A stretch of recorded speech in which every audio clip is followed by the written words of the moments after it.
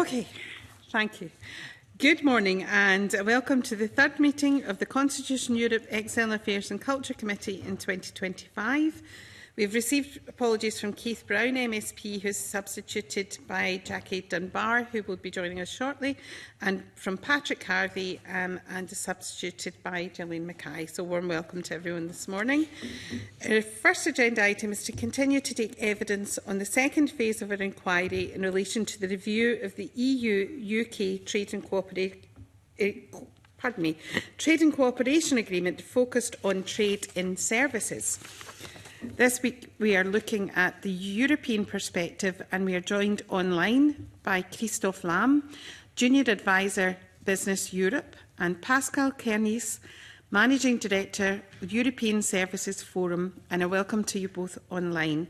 If I may start with a couple of questions, one for Mr Kernis. I hope I've pronounced your name properly, please correct me if I haven't. Your paper suggests that data flow and data protection are vital issues, particularly for the IT sector and consultancy services. Could you elaborate for us on your concerns? Sure, thank you. Thank you very much for the invitation and allowing European business to speak into your committee. Data flow today is part of the day-to-day economy. Digitalization of the economy is absolutely crucial. And if we want to make trade, there is not a single transaction between the two countries which is not calling for many computer-to-computer conversation and therefore data flow. So that is absolutely crucial. And in the framework of the EU and UK TCA, we have a digital trade chapter, which is one of the most advanced in the planet. But one of the conditions is that indeed, if we want to have free flow of data, the two countries accept these data protection regulations. And the fact that in the UK you have your equivalent of the GDPR has allowed the EU to consider that your UK legislation on data protection is deemed to be adequate, and therefore there is no need for each and individual company to respect some standard contractual clauses to be sure that there is the respect of this data protection regulation. So that is what is at stake now. On the 27th of June 2025, the data adequacy regime decision given unilaterally by the European Commission on the UK data protection regime will come to an end and needs to be renewed. And we are pushing our European Commission colleagues here to be sure that they're doing all the necessary work in advance so that it is ready by the 27th of June. So that is what is at stake. If not, that would mean that the free flow of data will not be allowed anymore, and UK companies will have to do the arduous work of doing standard contract clauses. For the bigger one, it's not a problem, but for the small and medium companies, it might be much more difficult. Thank you. That's very, very helpful. I wonder if Mr. Lam has a view. Yeah, I'd like to echo. Thank you. First of all, thank you for the opportunity to participate in this inquiry on the TCA. We appreciate it. Business Europe, Business Europe. We are the Pan-European Employers Organization representing national business confederations in Europe. We very much agree with what Pascal has said regarding the need for in general regulatory coordination between the EU and the UK to facilitate the cross-border provision of services. And in regards to data adequacy, that's absolutely essential to allow for digitally enabled cross-border provision of services. Could I maybe ask what if the current arrangement is not renewed, what would be the process of accrediting a British company as being of standard to allowed to do trade? Would that be something like the equivalent of the British Standards 9001, or have you any idea how that might be accomplished? My understanding is that the reading of DG Just in the Commission is for any foreign companies where there is no data adequacy regime with the country, this company has to look at DigiJust website where there is a list of standard contractual clauses, so that when they do business with European companies, with European clients, they have to have a policy, privacy and a confidentiality policy to protect the data of the European citizens. So these clauses are there at a point in time before it was not elaborated and it was a bit unclear. Now it's pretty clear what they have to do. They just need to download this and follow the procedure. Thank you. Mr. Lamb, if I could, in the first instance, look to your evidence. You said facilitating the mobility of contract service suppliers between EU and UK is a clear priority for the liberalisation of trade in services. How do EU service providers view the current mobility arrangements, and can you provide an example of professions where the arrangements are working well and maybe ones where they're more challenging? Absolutely. So I'm happy to give you the general positions that are agreed upon in our text, which was the product of a survey among our membership. Of course, we represent all sectors of industry, so we wouldn't be able to give you specific interests of certain professions or certain industries. But of course, the agreed position here in regards to the current arrangements is that they've imposed a degree of non-tariff barriers in regards to the mobility of service suppliers. So the current arrangements effectively disincentivize to an extent UK firms from hiring EU contract service suppliers, because the current system of corporate visa, the current visa sponsorship system creates a degree of administrative burden and costs that are making it costly to hire EU service suppliers. So you have to, as a worker, pay an application fee. The company has to go through the process of going through the visa sponsorship system, and then also incurs certain costs. And so our paper essentially agreed on the idea that it might be beneficial for contract service suppliers to be handled by a different system, or at least arrangements for the system to be aligned. And that's our position in regards to the corporate sponsorship visa system. Thank you. Mr. Kenny, have you any thoughts on those questions? Yes, well, I mean, we consider, first of all, talking about mobility, if we try to identify who are the people moving in and out,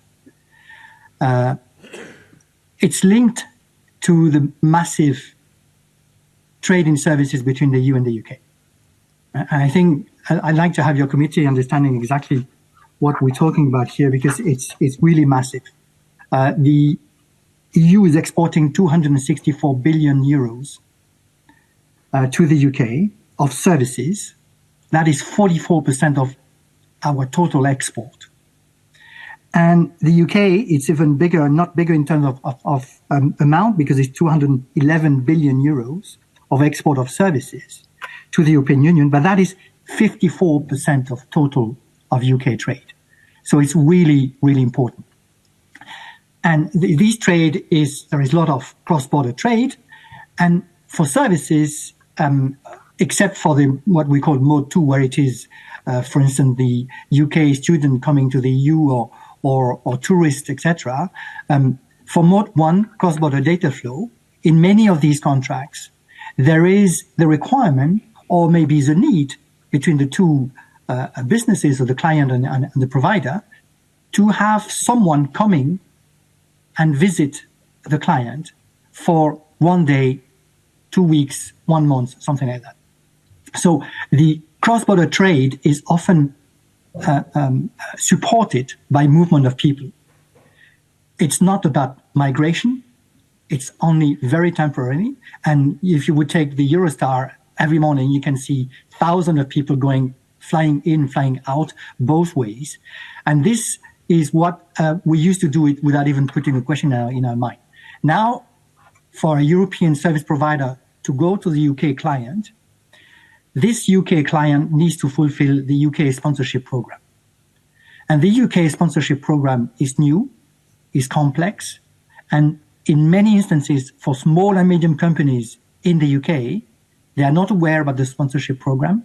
They don't know how long it's going to take, how cost is going to be, and therefore they say, oh, in that case, I will find a UK service provider instead of a European one.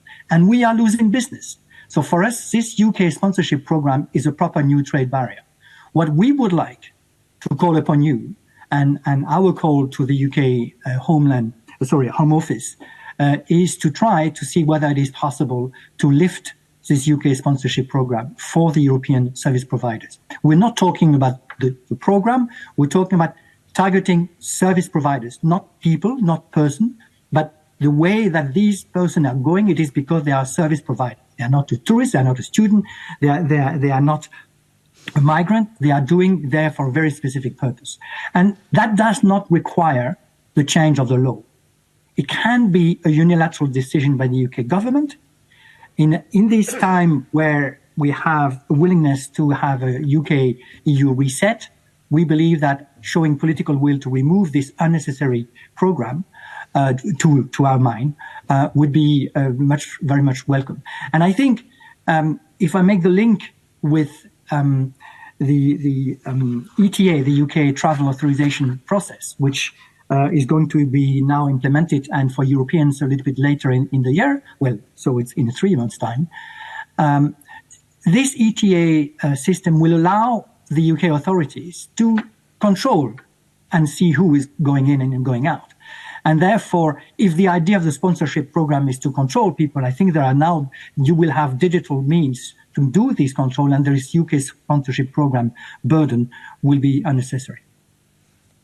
Thank you very much. I'm going to move to questions from committee members, and I'll bring in Mr. Stewart first. Thanks. Thank you, Convener. Thank you, gentlemen. You know, the trade and investment relationship between the EU and the United Kingdom remains indispensable for business on both sides of the Channel. What are your feelings and views about the impetus that's maybe now transpiring from the elections that took place for the European Parliament and the new government in the United Kingdom that gives some opportunities to upgrade the relationship between the two economic and delivery for business? Because there has been a slight sea change or a slight events have taken place that maybe give us that opportunity, and we see that there may well be that impetus going forward. It would be good to get your views on what you see that relationship developing as we now move forward. And maybe Mr. Curtis will maybe answer first. Thank you. Thank you for the question. Yes, I mean, we are very optimistic that there is a renewal about the atmosphere between the two. And we're hopeful that we will be able to improve. I mean, to be honest, when we put the question to our members, so I'm representing all the services sectors.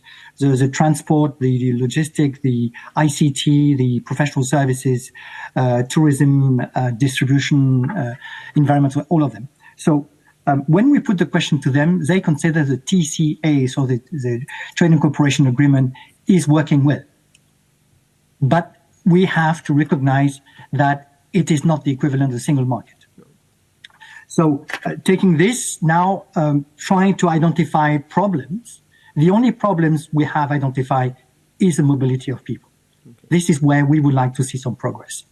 Otherwise, this mobility problems might be reviewed through the TCA review, which is scheduled for 2026, where there will be some possibility, hopefully, to review some aspect of the agreement, notably in the so-called short-term business visitors, where there is a list of people who can move in and out under some conditions. I must say we are asking for clarity in this list. Many of the people, as I was saying earlier on, taking the train, the Eurostar, both directions, don't know whether they are covered by these categories. They don't know whether they need a visa or not. They're not sure that their program is covered or not. They're not sure that they will have an exemption through this list.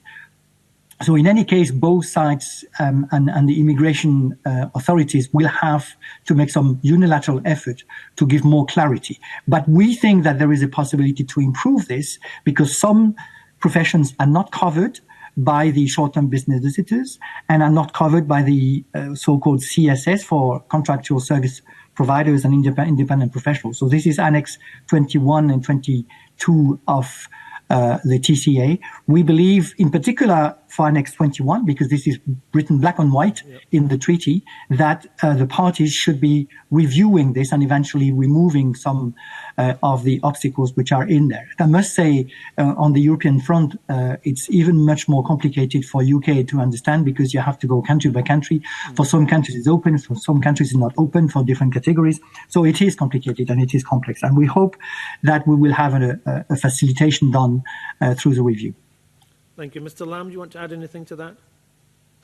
No, in regards to the importance of the relationship and whether current momentum can lead to an improvement, I mean, Business Europe is strongly in favor of any further engagement here, and we are optimistic about the possibility for a reset. We think that deepening our ties is essential to ensuring the continued competitiveness of both our economies. And so when it comes to improvements in the implementation of the TCA, as laid out in our paper or as described by Pascal, whether that's on regulatory cooperation, on mobility, or on cooperating in other fields, we're in favor, but we want to see concrete action from both sides towards reaching agreements. And so we're optimistic about the rhetoric, but we'll have to see concrete action in regards to all these areas that we've listed. Thank you. And one other area I'm going to be asking about is the mutual recognition of qualifications. That has been an area that has caused some concerns in the ability for professionals from one country to practice within another. And we've heard in the past from stakeholders about the need for the UK and the EU to agree measures on mutual recognition of qualifications. Once again, do you have a view on that? Maybe Mr. Lamb, if you can go first. Yeah, as laid out in the TCA, since the UK's exit from the EU single market, the EU and the UK did not agree on a mutual recognition, as you say. So now, as foreseen by the TCA, professional bodies can submit jointly to the Partnership Council proposals for mutual recognition agreements, but as yet that has not been done. It's only been done in terms of a proposal from the architect professional bodies, but that's been rejected by the EU on the basis that it was considered prejudicial to EU architects. We are in favour of these agreements, and we think they're essential towards re-establishing the mobility and trade and services flows that existed before. So Business Europe is supportive of further agreements on the mutual recognition of professional qualifications as laid out in the TCA. Okay, and Mr. Curtis, do you have any views on this at all? Yes, we have a very strong view. I mean, the architects are a member of ESF. We are a bit disappointed by this blockage. I think there is a misunderstanding between the EU and the UK on this front, and the European architects really felt that they did their best to find an agreement with the British architects, the Architect Register Board. But the UK is asking for an additional training for European architects for the safety and security, which is a new norm which has been added following the Grenfell accident. And that is something that they are asking UK architects and all architects coming to the EU, so it's non-discriminatory. But de facto, it is true that it is an additional request compared to what it used to be before. And they say in that case, there is no need to sign a contract because the current situation is easier than the new one. I think we would like to calm down this situation and asking to be more pragmatic. But the reality is that we are talking on maybe about 10% or less than 100% in any case per year. We spend a lot of energy for this, for something which maybe actually the sectors are not that much interested. Mm-hmm. And if you ask, and I did ask to my lawyers, accountants, engineers, maybe more for nurses, maybe some categories of engineers, but otherwise these companies have found a way through. Okay. And they have found a way to make sure that if they want to do business, a UK law firms will have an office here somewhere in European Union with European Union qualified lawyers who will be signing and going to court. It's the same for the accounting auditors. So there is a possibility to circumvent the, not obstacles, but the necessity to have the qualification of the country. So in the end, I think there is still some kind of sectors which be interested to have it, but it's not having a big political and economical value. And as you identify, you know, they have managed to cope, and they are adapting to ensure that their service and their profession and their business is able to continue because of the and that just shows once again the opportunities that are there to try and manage the situation. And as you identify, some sectors are much more advanced and require than some others that maybe only have a small number of individuals that may wish to go through the process. Thank you, Convener. Yeah. That is not the case for the health sector. Nurses most of the time will be independent professional and eventually willing to move to one or the other country, and they will not have the capacity of a big company to circumvent the system. Thank you. Okay. Thank you. Can I bring in Mr. Kerr, please? Thank you, Convener. Can I return to the data issue that the Convener raised? So you've mentioned this sunset clause date of the 27th of June 2025. There's no reason to suppose that there can't be a renewal of this adequacy decision from the European Union in terms of the UK, is there? Because has there been much divergence at all in terms of data laws, data protection laws? I'm not aware that there has been much divergence at all. I'll go to Pascal. He's shaking his head. It is true that as of now, there is no divergence. But with the previous government, and previous governments with an S, we had some people saying we will need to scrap this GDPR regulation, we need to be much more flexible, and therefore maybe this would have led to having a lack of adequacy.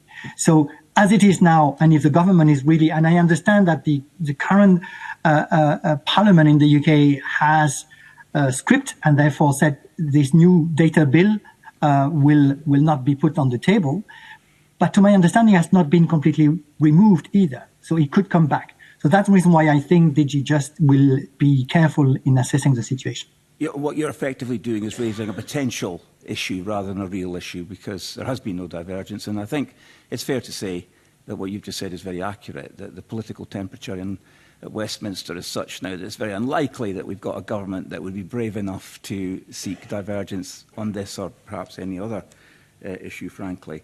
So that's good to know. That really, you don't foresee any difficulty. That's the bottom line, isn't it, Pascal? You don't see any difficulty, right? That's good. That's good we just want to be sure that practically the civil servant will do their job in time, because the internal process in the EU will mean that the Commission has to put a proposal, and then there is a comitology process where they have to meet and accept, etc. And we know that time is flying quick, so we do our best to make sure they do it. Let me talk. Thank you, Pascal. That's very helpful. I don't know if Christoph's got anything he wants to add. It seems pretty clear-cut, I think, from our discussion that this is not going to be an issue at all, that data flows will continue after the 27th of June. Annex 21. Sorry, Christophe, did you want to say something? I've interrupted. No, thank you. That's fine. I mean, our understanding is very similar to what Pascal just mentioned. We know there was some discussion regarding the previous government's bill, but now the question is more about ensuring that adequacy is reached in time for free flow of data not to be perturbed. Well, I think adequacy is already reached because we've got complete compliance between the two regulatory regimes. The decision, I mean. Yeah, decision. Yes, okay, right, accept that. Annex 21 on freedom of mobility, as it were. There's a long list in Annex 21 of all of the different business situations where mobility is permitted. Everything from meetings to research and design, marketing research, training seminars, trade fairs, sales, purchasing, after sales, after lease, commercial transactions, tourism personnel, translation, quite a long list. So if you are seeking, Pascal, further clarification as to what activities are permitted under this mobility aspect of the TCA. What activities are you specifically talking about? And by the way, I used to be one of those people that would be on the Eurostar going backwards and forwards to Paris. So, I mean, so what are the activities that are not covered in the Annex 21 of the TCA that you feel should be included? Yeah, it's a good question, which will require, I think, investigation toward the companies to see whether something has not been allowed. What is less clear in this list is, first of all, as you can see, there's distinction between some countries. Some EU countries have put some restrictions which are only valid for these.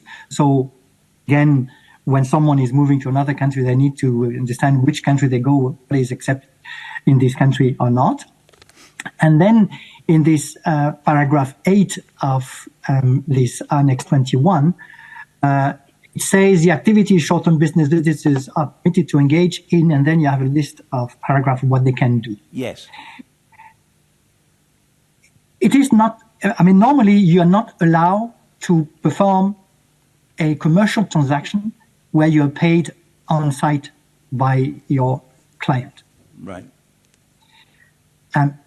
And I don't think this is a problem, because if before taking the train, you do sign this contract and make the payment online, it is a cross-border data transaction. And therefore, when the person is going in Paris, it will not get the money in his pocket. No. So this is my reading, how commercial transaction. That's not normal, though, is it, in business, from my experience? You don't normally go and get cash in your pocket. I mean, normally you invoice and get paid by invoice. So is that a real issue? No, but I think right. there is a lack of understanding of that. And I think we need to have government clarifying this, because I've got some UK business talking to me and saying, well, no, we come fly in, fly out, but this is part of an annual contract we have with our client. So there is no commercial transaction.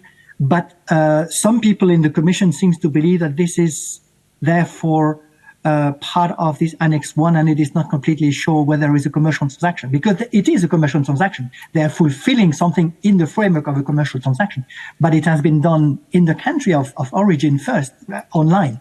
So for me, it's not a problem, but maybe it would require to have explanation. It sounds, Pascal, like how many angels can balance on the head of a pin sort of an argument. I mean, if we create all of these different points of angst that may not even exist in the first place, we'll never get anywhere. So let me be more direct with you about the activities listed, because you've got quite a membership across Europe, haven't you?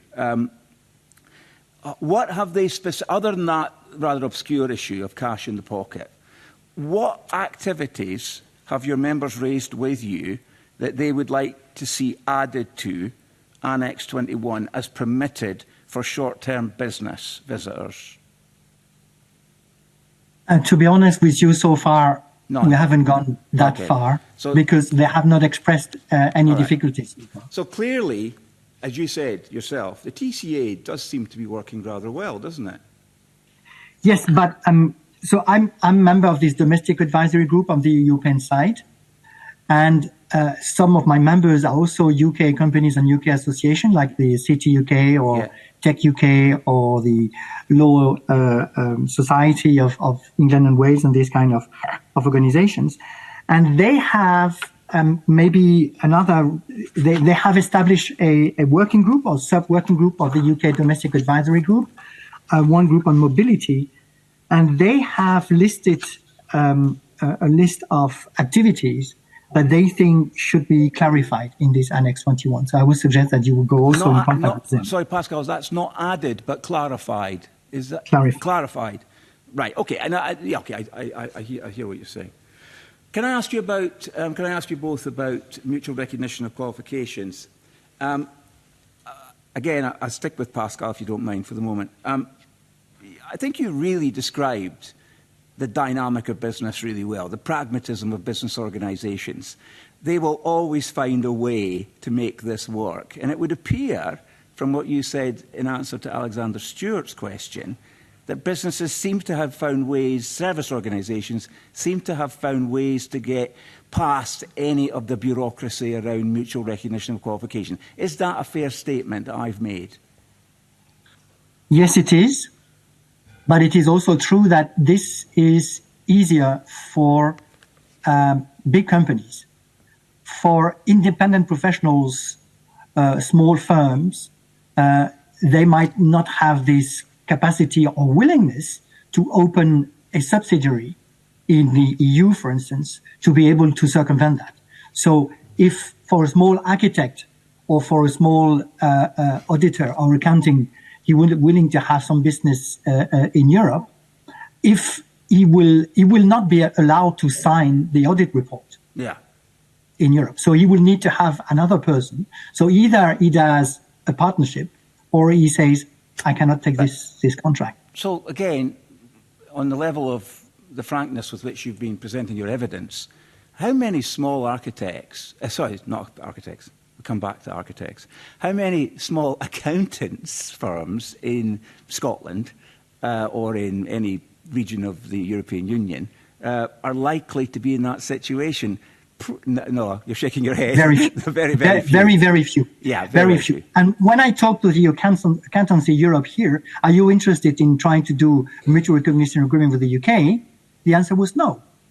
It was actually the same response when I put the question at the time where the UK was part of the EU. We have the very first mutual recognition agreement on professional qualification has been done between the EU and Canada.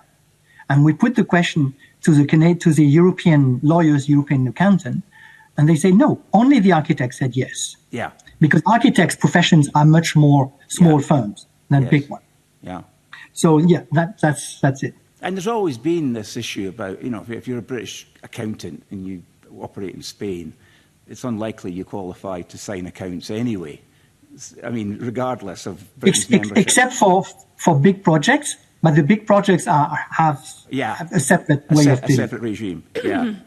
Yeah, so architects.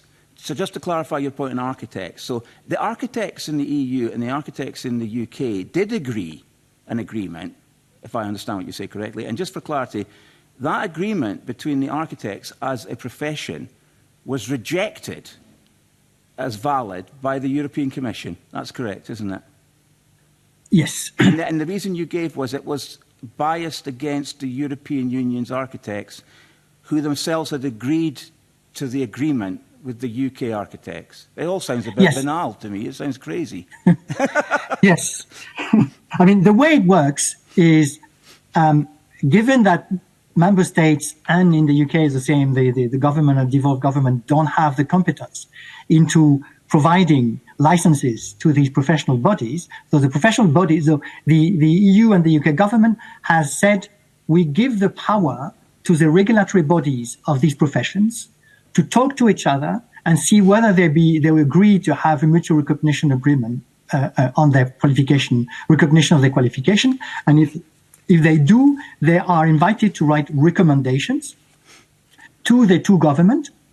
And this recommendation comes to the Partnership Council of the EU-UK TCA, and both parties look at these texts and these recommendations, and they say whether it is appropriate, so that they will say this is a good agreement. I put my stamp on it, both stamps on it. But the EU, as for this moment, I said no, we don't put our stamp on it. So we could have an agreement, but the EU says no. Okay. The issue of mutual recognition of qualifications is a difficult one, because even within the United Kingdom, we have professions that are proudly independent in terms of their professional status in Scotland that are not recognised in England, and we've got the same in England that are not recognised in Scotland. So this is not a new phenomena either. It's something that we currently live with and have lived with probably for hundreds of years, truth be told. You mentioned the review, and this will be my final question, Convener. You mentioned the review and the reset. What's the appetite? You serve, Pascal, on, I think you work in, you're a lawyer, is that right, in the Commission? You operate within the framework? That was a long time ago. Yeah. What do you think the likelihood of any kind of major reset is in terms of appetite from the European Union?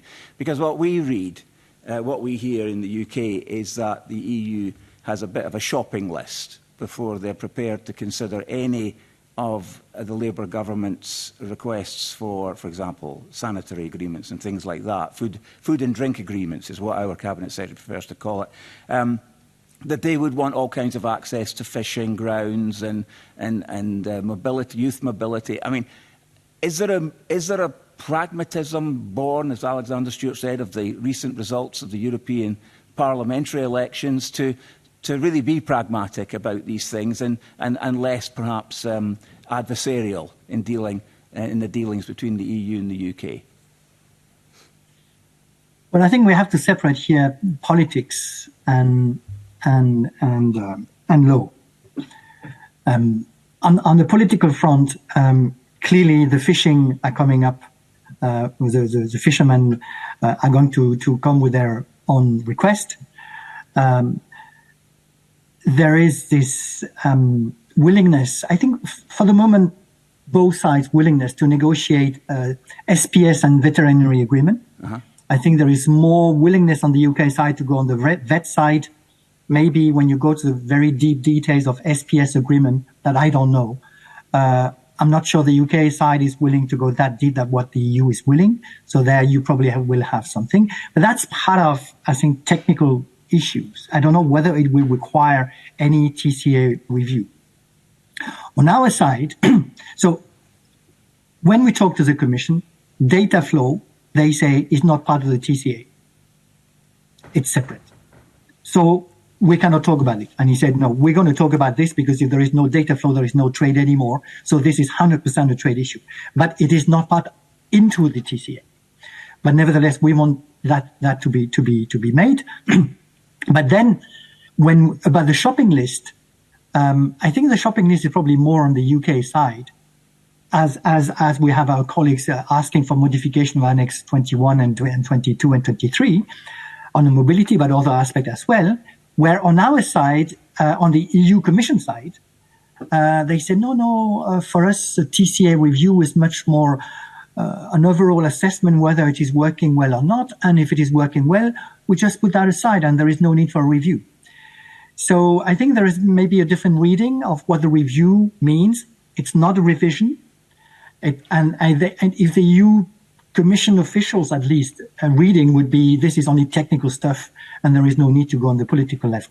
So I think if the UK wants to have some proper revision and push for going ahead into the agreement, they will have to persuade the European Commission and therefore through the member states as well. Because, and I'm not sure it's true, but it needs to be verified. If we go for a certain review, which would be making the text different, you will have to go through a ratification of the agreement again, and therefore the whole process of the political activity, which we know might be dangerous road. So the idea of the Commission is no need to go to ratification process whatsoever. So a technical review, where if necessary and possible, we do it quickly probably through the committee process, and then that's it. Very interesting. Thank you very much. I wonder if I could ask about my previous industry, the IT industry, in terms of this, because quite often that is individuals who may well be a firm in their own right, but it's driven by people being contractors a lot in it. Have you had specific issues raised within IT or FinTech regarding the possible barriers that might be there for people acting as individual contractors? Yeah, I think in terms of the IT and ICT sector into the trade agreement, it's fully open, so there is no barriers. The only problems might occur when you have a contract service supplier or independent professionals. The difference between these two categories is quite simple. A CSS, a contract service supplier, it is a person working for a company, and the company get a contract with another company or another individual, and into the terms of this contract there is some provision saying one person would need to cross the border and come for 1 day or 2 weeks or 6 months to do some job and come back. And independent professionals, it's the same, but it is two individuals. And the reason why it is more complicated for into these independent professionals and CSS is a bit easier, and you have more activities where you can come than for IP. And the only thing is, because it is linked to migration, or they say it is linked to migration, if it is an intra-corporate transferee, it is very easy for both sides, for both governments, to find out the company who has made this person coming in, and therefore you can have a control both sides. If it is a CSS, so a company having a contract with one person, the government can control the company. The company will stay in the country. It's sending the person, but this person is coming back.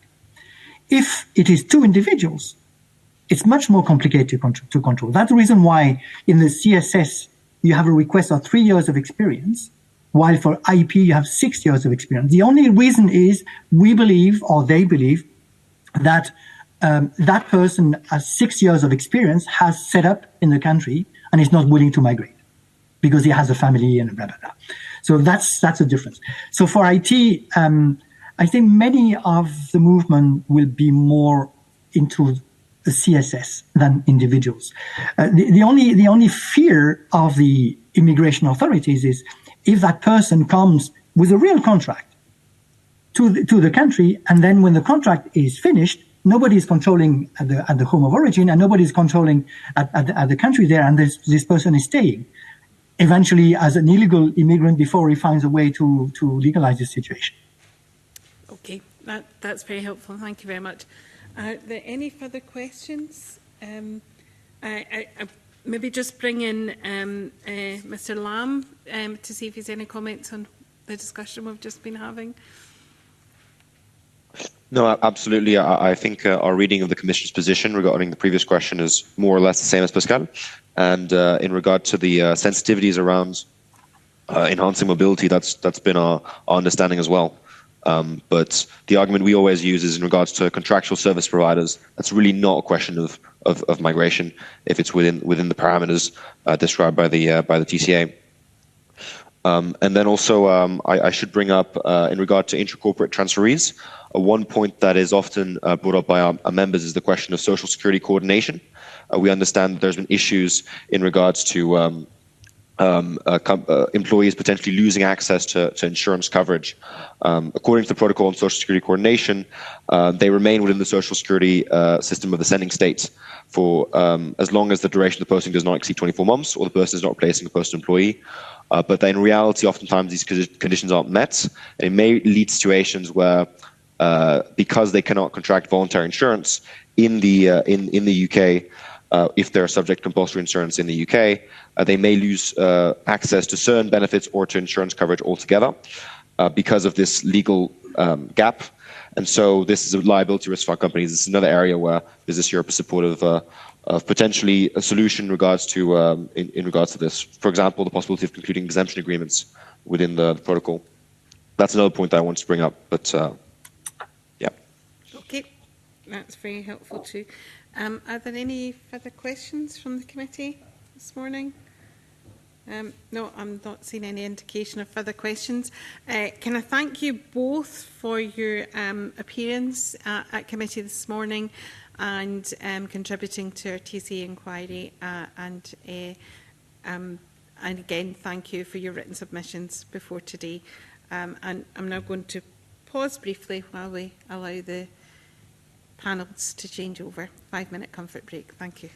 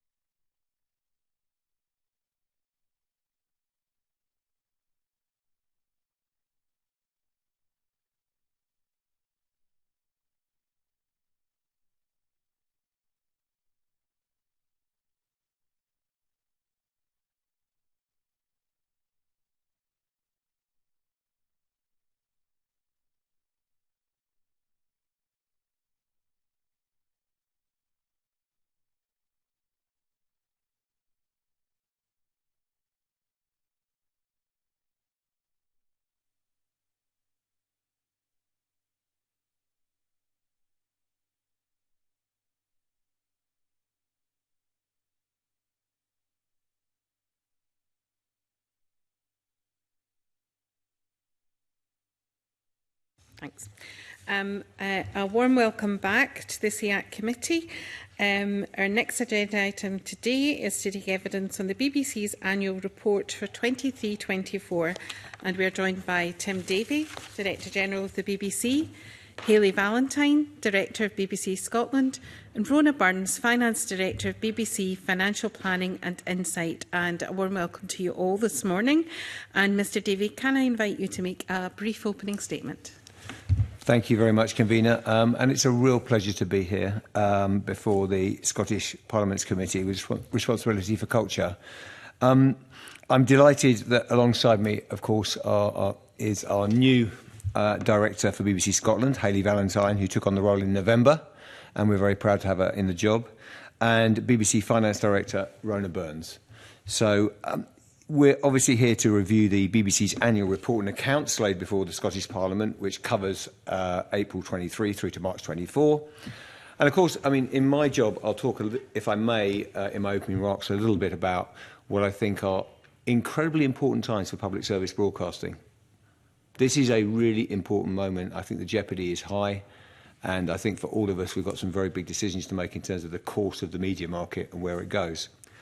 But also, we're an editorial organisation. We're about content. We're about programmes. And when I look back, I couldn't be prouder, actually, in the last 12 months. I mean, I think there's numerous things I could mention, but I watched again last night that Samantha Poling interview with the distressing case of Emma Caldwell's murder and disclosure. And I couldn't be prouder in terms of our journalism. If you looked at Scotland, The New World, 3 years in the making, only the BBC would make that, and I thought it was a stunning series. The obvious return of the new DI, I hope you're all watching Shetland, where programmes of that nature are really making an impact, and I'm very proud of them. And of course, we've had a busy news agenda even since the annual report period, with the new First Minister taking up his position, of course, the general election, our commitment to provide news wherever audience wants it, with the launch of Reporting Scotland, the news at 7, and Scotcast, alongside all the international news we've been reporting. Of course, we had the drama of Scotland at the Euros. We had Andy Murray, that emotional last match at Wimbledon.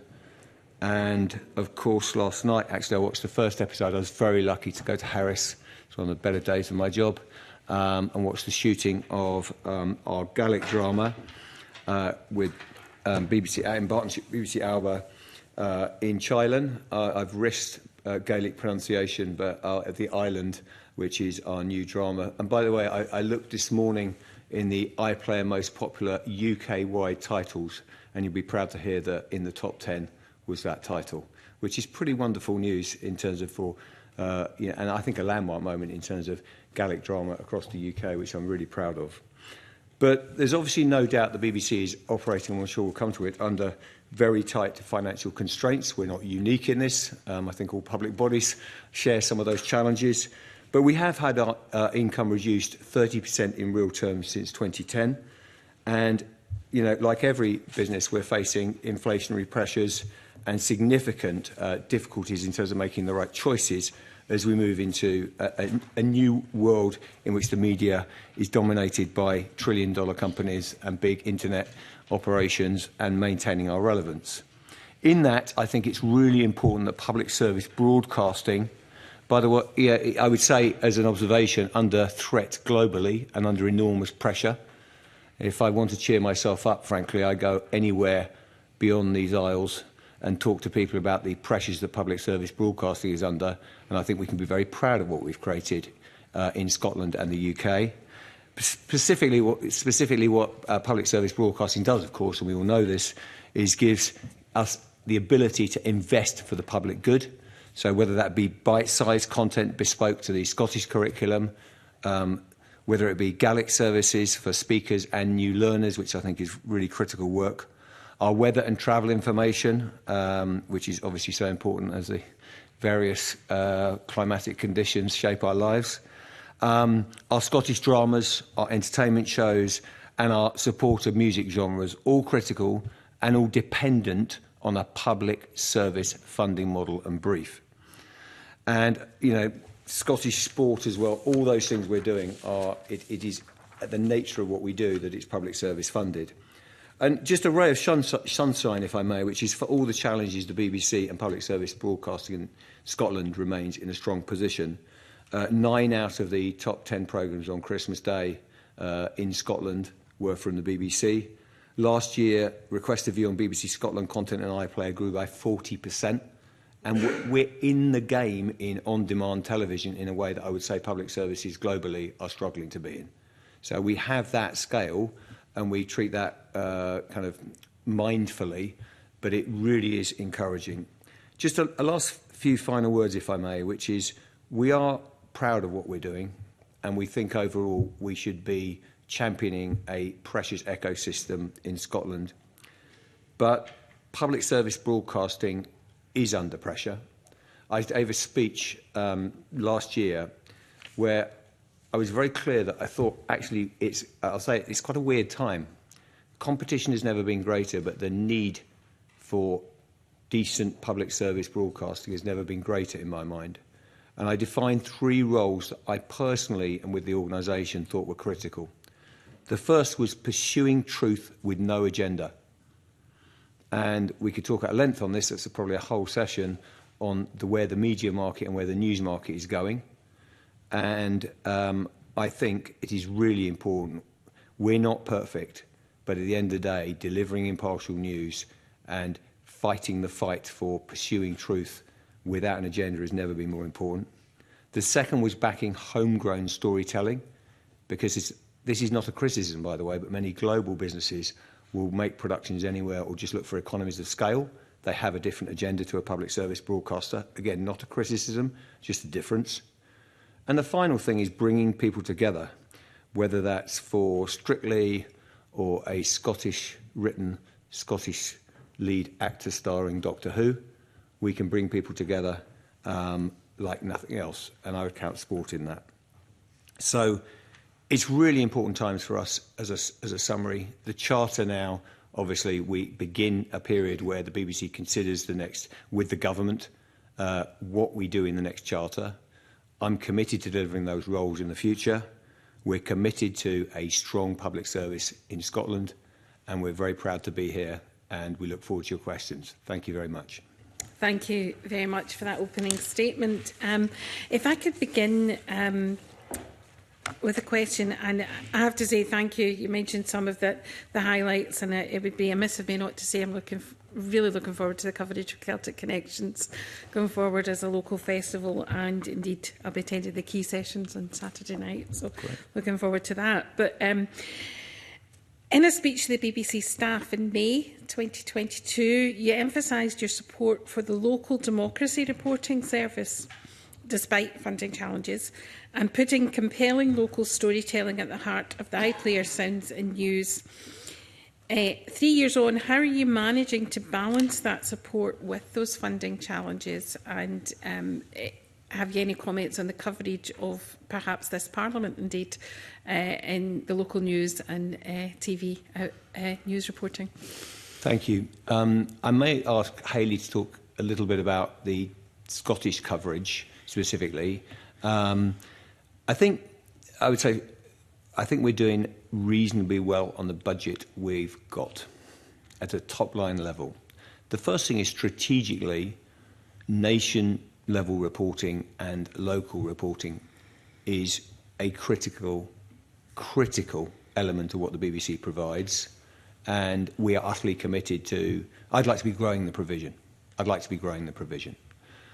What we saw, and I can't avoid the fact that we've had a licence fee settlements that have led to 30% cuts in real terms, was broadly speaking in the area of national and local output.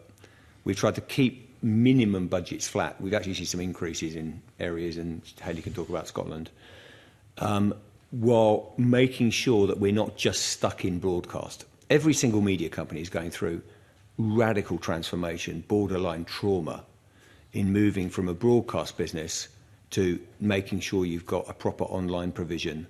We're competitive in that. And by the way, that is no light task when you need engineers, you need software engineers. I mean, we've got to decide in the UK whether we're in this game or not, bluntly. And if you look at the thousands of coding experts and others that American companies and the Chinese are putting in, we're either in that game or not. We have much more limited resource. The reason I've gone there on local is because, bluntly, we've had to reallocate some limited resources going from linear into digital, because this is not just about so-called young people. It's most of us are now getting most of our news off digital. And if we're not competitive in that, now there are advantages here, which is we can bring, and we're seeing this, by the way. So how is it going? We are seeing exceptional growth in iPlayer, online news. We can also, as we know where people, this isn't meant to sound menacing, when people live and they register, we can serve up news if they live in Inverness or in Aberdeen. You can begin to tailor that. We have deepened our online and digital offer to make sure that service is doing the right thing. And also, it is doing things that, frankly, and I say it with no glee, that the commercial market can't do, because we have the resources and the mission to do things differently. I would say the local democracy, just specifically as you touched that scheme has broadly worked, but I think we could do even more in terms of making that more effective for all the players. I could talk in more detail about, but for all the players. Hayley, do you want to say anything about Scotland coverage? I do, yes. So we have more than 20 local democracy reporters across Scotland. It's actually proportionally a little bit higher than the rest of the UK, which is largely about geography. The normal spread of the democracy reporters is you'd have one per 2 councils, but taking into account the geography, that isn't always a possible way of working in Scotland. So we serve the whole of Scotland in that. They look after, obviously, local councils. They also look at other, public bodies, health boards, the Lord Provost, those kind of bodies as well. And yeah, I think it's working really well. But more broadly on the question around local, we know how important that is to audiences in Scotland. We know that audiences want us to be across the whole of Scotland. And in the changes that we've made recently in our news coverage, that's been really front of mind. So the News at 7, which we launched at the beginning of January, on the Scotland channel was focused around getting across Scotland. So, by definition, the 6:30 programme calls to account. It's, fairly policy-based. That isn't always possible. So, we've been in Inverness, we've been in the Borders. Last night we were on Barra. We try really hard. That programme team's #1 remit is to cover the whole of Scotland, and I think it's doing it really well so far. But the way in which we work now, as Tim touched on, is that it's not about making a television piece and leaving it there. Our journalists are all multi-platform, and all the pieces that they do go across all of our output. So basically our remit is, we will cover the whole of Scotland as much as we possibly can, and we will do it for audiences wherever they choose to receive their news. So if we do a piece on Barra, or whatever it might be, that piece will, yes, sit on the television programme. It will also go on our radio output. It will also sit on our website. So wherever you choose to go for your news from the BBC, you're going to get that coverage across the whole of Scotland. It's really important to us. And I think you just touched finally on this Parliament. I spent last Thursday with the team here, and we have probably the biggest team here of any broadcaster, certainly of any broadcaster. It's a really strong team of journalists. I'm really, really proud of our political team. I think they're excellent. And, we do a lot of political coverage both across our daily output and our specialist programmes as well. So I think, we are covering the work of this Parliament possibly more than any other organisation. Sorry, Ms Burns, did you want to? Yes, I was just going to add, that commitment to local democracy reporting is reflected in our investment, and that investment is ring-fenced in the BBC to make sure that we do have the right levels of resource going into each nation and covering, as Hayley just set out. I guess from an experience point of view, I think and as a committee convener, the committees of this Parliament perform a really important scrutiny role.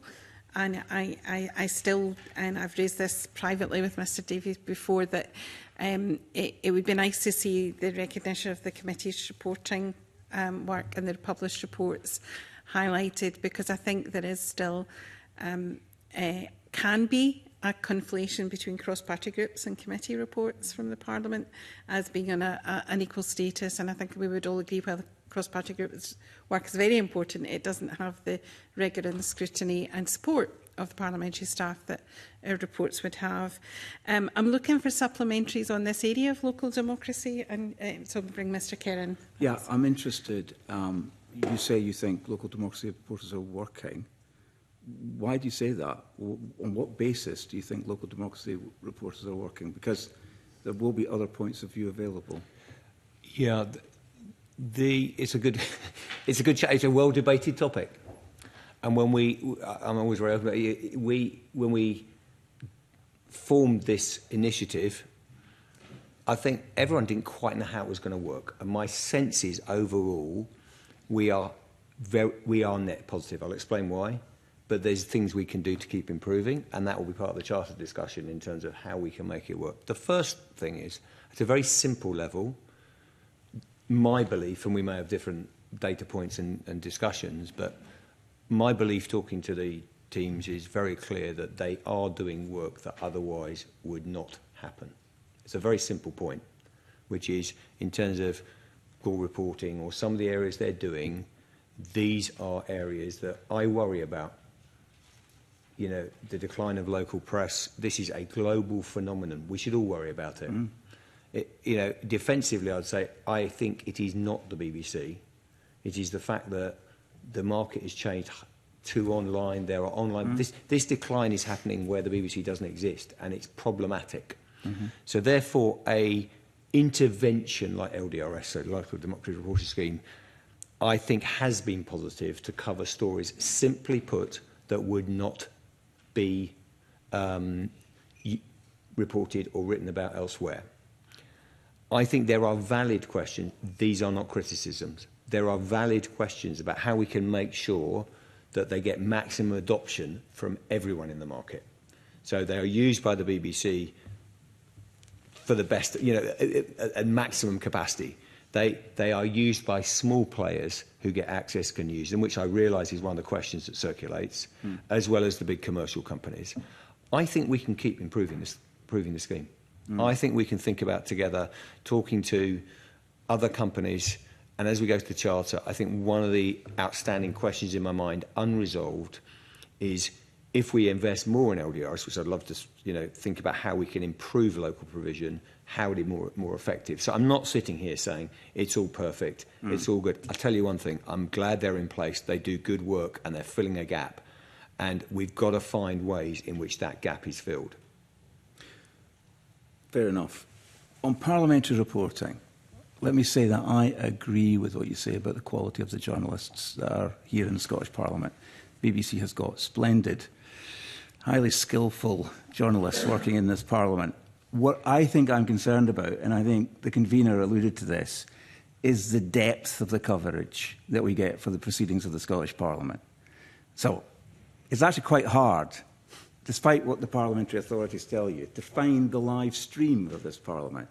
Because unlike House of Commons, House of Lords, there's nowhere easily findable to go to watch the proceedings of the Scottish Parliament. Why can't BBC Scotland, which during the day has got no programming, but does have something being broadcast on its, I don't know what you would call it, station, why can't you relay the proceedings of the Scottish Parliament instead of the stuff that you currently have on that page between the hours of 9 and 7, whenever the programmes start in the evening? Why can't you do that? So there's a couple of reasons. The first one is that, as Tim outlined earlier, every choice we make costs money. It was not free. We need editorial control over things. This would not be a free thing to do. And every time we make a choice, there's no new money, and the budgets are tight, and we would have to move money away from somewhere else in order to do that. What's the cost? The cost is our editorial control. We can't open the fader on content endlessly. We need to maintain that editorial control. So we would need to look at that in terms of how much it would cost. The second thing is that when we launched the channel, it was, with negotiations with Ofcom about what that looked like. And in order to make any change to that in regulatory terms, we would have to go back to Ofcom. And at that point, we don't do that terribly often. We did it through the news changes that we made recently, but it's not a straightforward process. And when we do that, we have to give a kind of audience need reason that we want to make the changes. And I think, at the moment, a lot of the choices that we make in the BBC in terms of the savings we have to make is around, is a service available elsewhere, is there duplication, where there's, it's a much easier saving to make when you're not taking something away from people, when there is a service already there. So there is Scottish Parliament TV. So in terms of that audience need, it's a very hard case to make to change the regulatory process in order for us to do something that already exists. But it's all right for the House of Commons. And we would have to prove, I think it's a different argument in the House of Commons that was made in a different area. We have Parliament channel on the BBC. Yeah. We don't have a Parliament channel. And we have BBC That's Scotland. not what we're asking Why can't for. the people of Scotland watch their Parliament on BBC Scotland? Yeah, I mean, because Scottish Parliament TV already exists, they have the access to that. I've already said it's not very easy to locate, and some members of the sections of the community, the population of Scotland, will not be able to find it. OK, that's a debate. But why is there no today in Parliament for Scotland?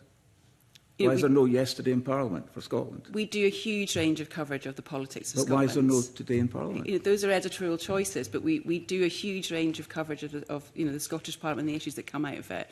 We have, Good Morning Scotland has a lot of politics in it already, both from the previous day and the day. Pardon? It's all editorialised, the content of the Scottish Parliament's proceedings in news programmes, and I understand that and I accept that. But why not something like Today in Parliament or Yesterday in Parliament, which is a brilliant little service? It can't cost a lot of money to do that. You've already got the journalists here. You've got the feed. That doesn't cost anything.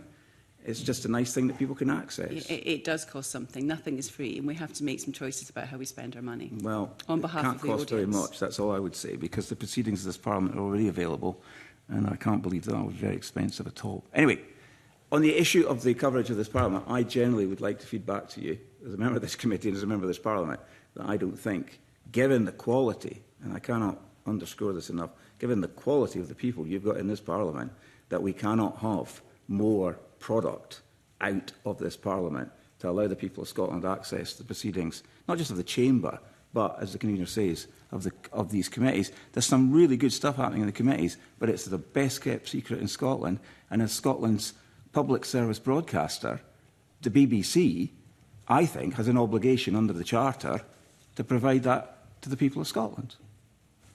That's a point of view. Okay. Helpful. Thank you. I'm going to move on to Ms Mackay for a question. Thanks very much, Convener. If I could direct my first questions to Hayley Valentine, if that's okay. The Scotland Select Committee at Westminster indicated the BBC would be open to working towards having Scotland national team games broadcast on free-to-view TV. Could you update the committee on what work is underway there? Yes, to an extent. So, as I said, and it was reported with some excitement, which is not a surprise, that, we work, as you've said, in financial constraints. We have to think about every decision through the prism of the audience desire and need and, the financial constraints that we have. There is no new money. Mm-hmm. So every decision we make to invest in something new involves stopping doing something else. Those are the difficult decisions that I have to make every day, every week, about how we spend our money with the audience point of view, for absolutely front of mind. So I just want to kind of state that, for the record at the moment, that there is a limited budget. And if we invest more in certain areas, we have to invest less in other areas. But of course, as I said at the Select Committee, I would love, on behalf of the Scottish audiences, to bring the men's international games to the BBC. We know how much Scotland loves football. I love football. We know how much we do for the audience in the area of sport and how much they would love to do that. I mean, you can look at the work that we've done on the women's football. Mm-hmm. We stream a wide range of sports. We do Scotland's sporting stories exceptionally well, I think.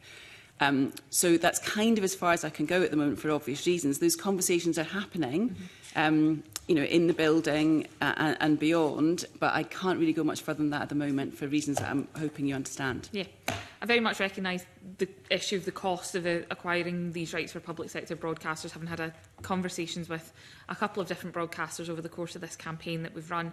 I wrote to Ian Murray before Christmas to ask him to put the Scotland Games on the prescribed fixtures list. I should note that I've yet to receive a reply from Mr Murray, but would a move like that help with solving the issues around the cost of acquiring the rights? And is that something that the BBC would support?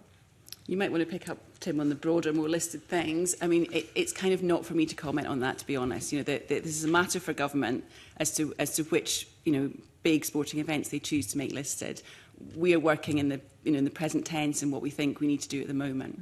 Yeah, I think it's relatively straightforward, this, which is, as public service broadcasters and free-to-air, as a passionate believer on the power of sport free-to-air, I am very thankful of a listed events regime. Mm-hmm. And you've only got to look what's happening. I keep mentioning, because I sometimes think we get caught in our own debates. Look around what's happening to the world where sport is being taken behind the paywall. Boy, do we need things that bring us together at the moment. And I think the listed events regime is a thing of great wonder and should be protected. In terms of extending it, the BBC stops at this point. Okay. Because I think it is fair, and I talk to a lot of the heads of sports bodies in terms of their economic struggles, the things they've got on their plate. I think it's right for us to say that is a matter. There's certain things we'll take all responsibility for, but on this one I would just say I think that is a matter for a sports body and others to decide. I would just wave the flag for the regime.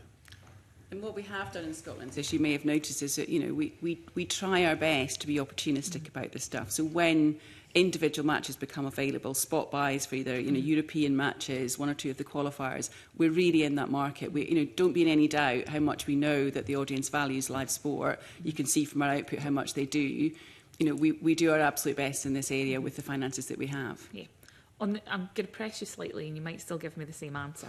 But on the actual technicality of them being on the prescribed list and the financial impact to the BBC, does it help that fixtures are on the prescribed list in terms of acquiring them for free-to-view TV? I'm just not going to go any further on that. That's fine.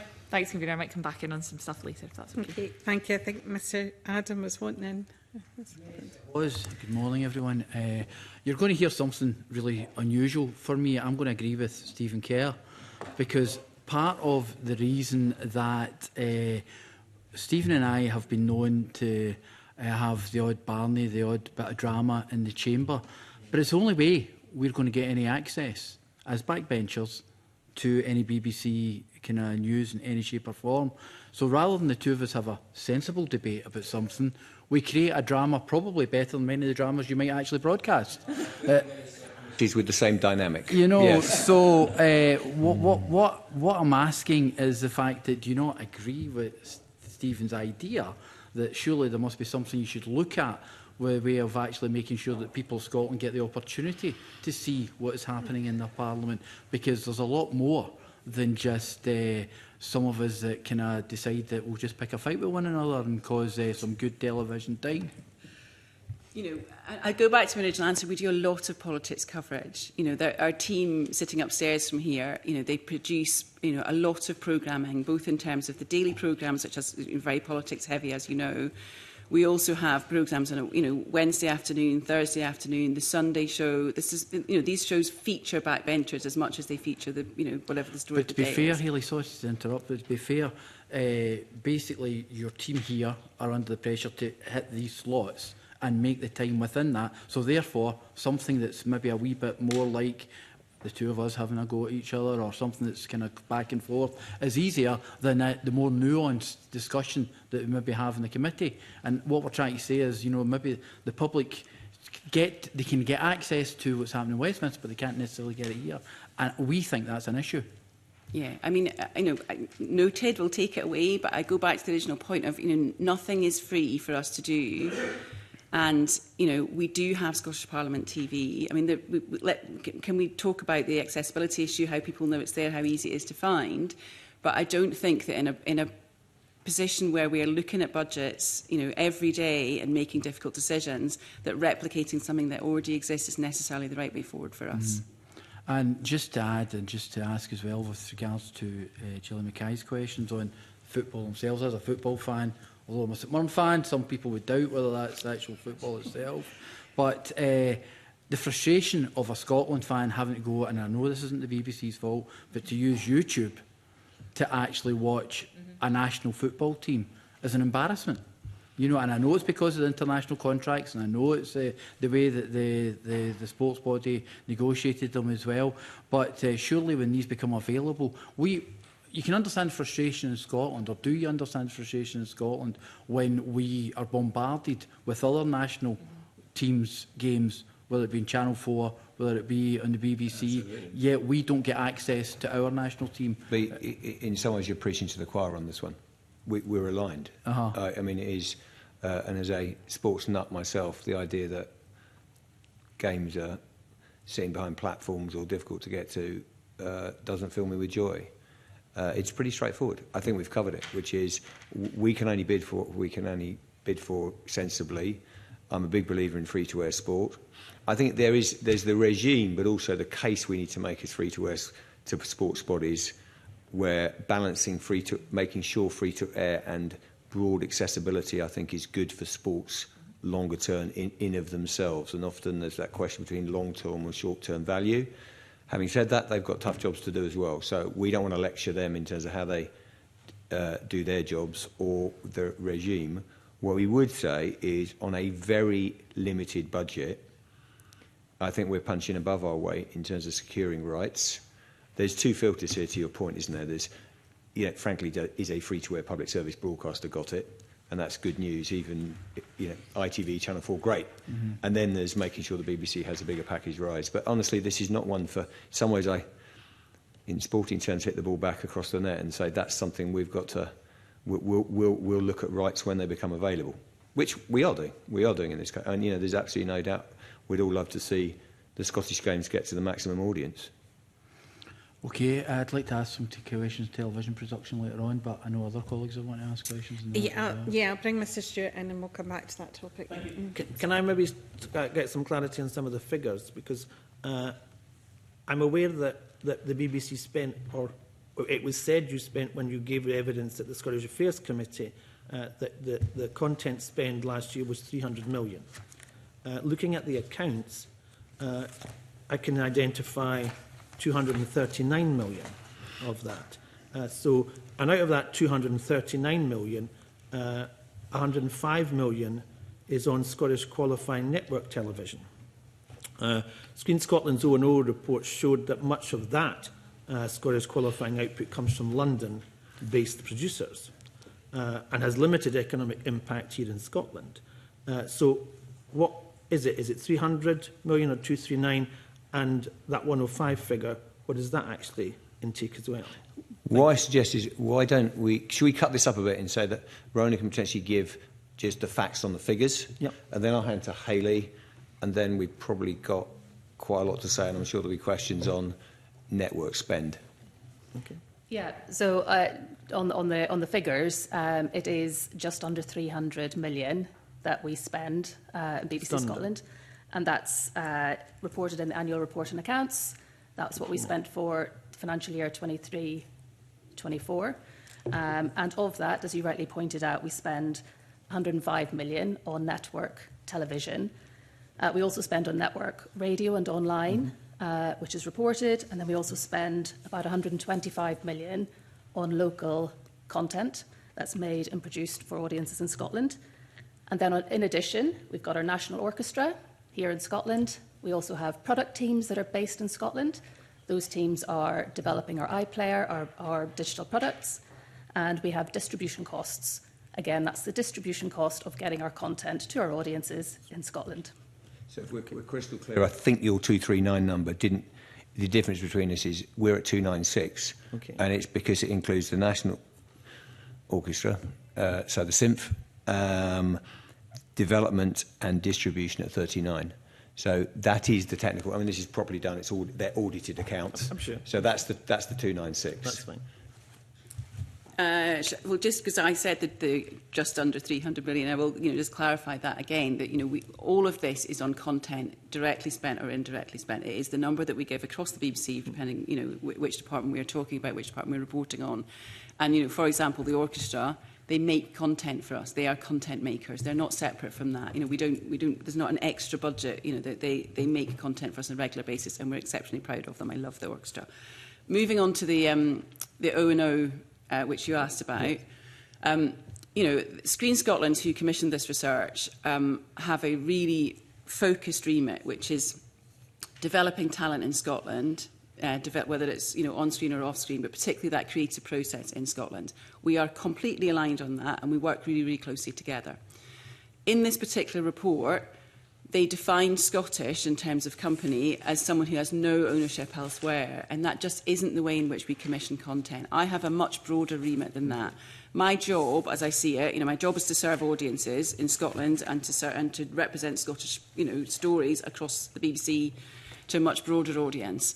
And the way in which we commission content, whether it's commissioned in Scotland for Scotland or whether it's network, is to look at the best stories and to look at the best ways of telling those stories first. That is, we're an ideas factory. That's what we do. A number of companies that we work with are Scottish by the definition, so they have no other ownership. They are a company based in Scotland with Scottish ownership. We also work with a number of companies which have bigger parent companies, and they are based in Scotland. They have significant bases here. I'll give you the example of Mentorn because I used to work there, so I know it pretty well. It moved a big office into Glasgow at the point where we moved Question Time to Glasgow. There is now a really thriving office of people working in Scotland at Mentorn. It's actually not based in London. The parent company is based in Wales, so it's a complex picture. We will also, when necessary, work with companies that are based in England. When I look at propositions, when my commissioning team looks at them, we look at, is this a good idea, fundamentally? Is it telling Scotland stories? And is it serving, the Scottish sector? I want to grow the Scottish sector. So, for example, at the other extreme from the kind of Scottish-owned, we are working with an English production company who's made several series of a programme, in the south of England and is now making a series of that programme in Edinburgh and Lothian. They are hiring, a large number of Scottish freelancers. And in my book, we are open for business. This is absolutely the right thing to do. So my prism is much wider on this. We do recognise that there are some smaller indies which, struggle. I mean, one of the reasons people have parent companies is they may choose to take investment from elsewhere to shore them up because this is a fragile industry. And there's nothing wrong with that. But we will work with a broad range of companies. I think last year, and I might get this figure wrong, but about half of the companies we work with are just Scottish, and about another half, have a parent company or a bigger conglomerate that is based elsewhere, not necessarily London, but elsewhere. And I think all of that works, as long as we feel that there is benefit to the audience and benefit to the sector in Scotland. My message is that we are absolutely open for business. Okay. Just stepping back from this a sec, I'm sure we want to get into a bit more detail on this, but it's a great story. Yes. We were 67% of licence fee spend. We're going to argue about a bit some of the, in my view, and I don't mean to be dismissive in any way, some of the definitions and the margins, but they are at the, 67% of licence fee was spent in Scotland in 2021. 2021, thank you. We're now at 99.6%, and under my watch, my intent is absolutely to move money out of London. Hundreds of millions of pounds is coming out. Now, that is good news, and it's smart. Yes. It's sensible. I agree. And I just want the success for us is not simply to have clearly. I mean, this is why it's really important we see the wood for the trees here. Our intent is absolutely to have local productions. We've said it publicly. Recently, we said absolutely clearly this is audited against, and then when they have the Ofcom criteria. The Ofcom criteria are very clear as well. So if you have a base, you get one criteria, you're in. I just want to say from the BBC perspective, that is not enough longer term, and that's not our long-term game. We're not interested in gaming the figures. I couldn't be less interested. I'm interested in the facts of how much production, how many jobs, what's going on in Scotland. But I also think, to warm to Hayley's theme, that it's really important we're not disincentivising work. If someone's got, I'm going to be blunt, if we've got a team of people, with long term we absolutely want to build the Scottish base, but we don't want people disincentivised from Scotland because they want to bring a team in to shoot something. We want to encourage them. We then want to be held account on how many people are hitting at least 2 or 3 of the Ofcom criteria. And I would go beyond the Ofcom criteria, because the Ofcom criteria is just out of London. I'd say in Scotland. And then we have a quota of 8%, which my view is we should hit based on that, not just technically ticking one Ofcom box. So I think we're really up for it. We want to build the Scottish production sector sustainably. Final point is, I do worry about the depth of the sector around the UK at the moment. Obviously, we have an in the Beltway conversation about the BBC, but we're seeing very high numbers of unemployment outside in freelancers. It becomes utterly critical the BBC is invested in. And I'll get back to banging the drum for funding of the BBC, because if we don't have it, we are left in a position where often we are going to have very deep vulnerabilities to the production sector. If you want a sobering statistic, we just opened up 290 odd apprenticeship vacancies. I think we've got 68? 68. Yeah. 68. That was 68 in Scotland. This year for the 290 odd, I think it's about 290, we had 40,000 applicants. And my worry is how many of those are going to get jobs in the broader sector. So I think we've got a real challenge here, but our intent is to build sustainable production.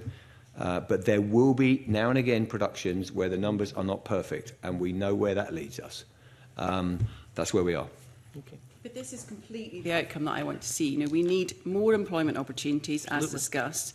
We need more money spent in Scotland. You know, we're doing really well. This is a great story, but we could do even better, and I want to see us do even better. And, you know, this is about, you know, coming back to the audience. We know that programmes which, you know, are centred in with a sense of place in places in Scotland, you know, all across the place. We could go Shetland, we could go Highland Copse, we could go Rebus in Edinburgh, all around the country. They overperform with those audiences. They really appreciate programmes which are made, you know, across Scotland. But, you know, that's my primary concern. But I also have a responsibility for the sector, and I want to see more money spent here. And I think we can do even better. Okay. Thank you, Convener. Thank you, Ms Dunbar. I think it was mentioned earlier that you spent 105 million on local content and production. Can I ask, how much do you spend on production in Scotland? Not for Scotland, but in Scotland?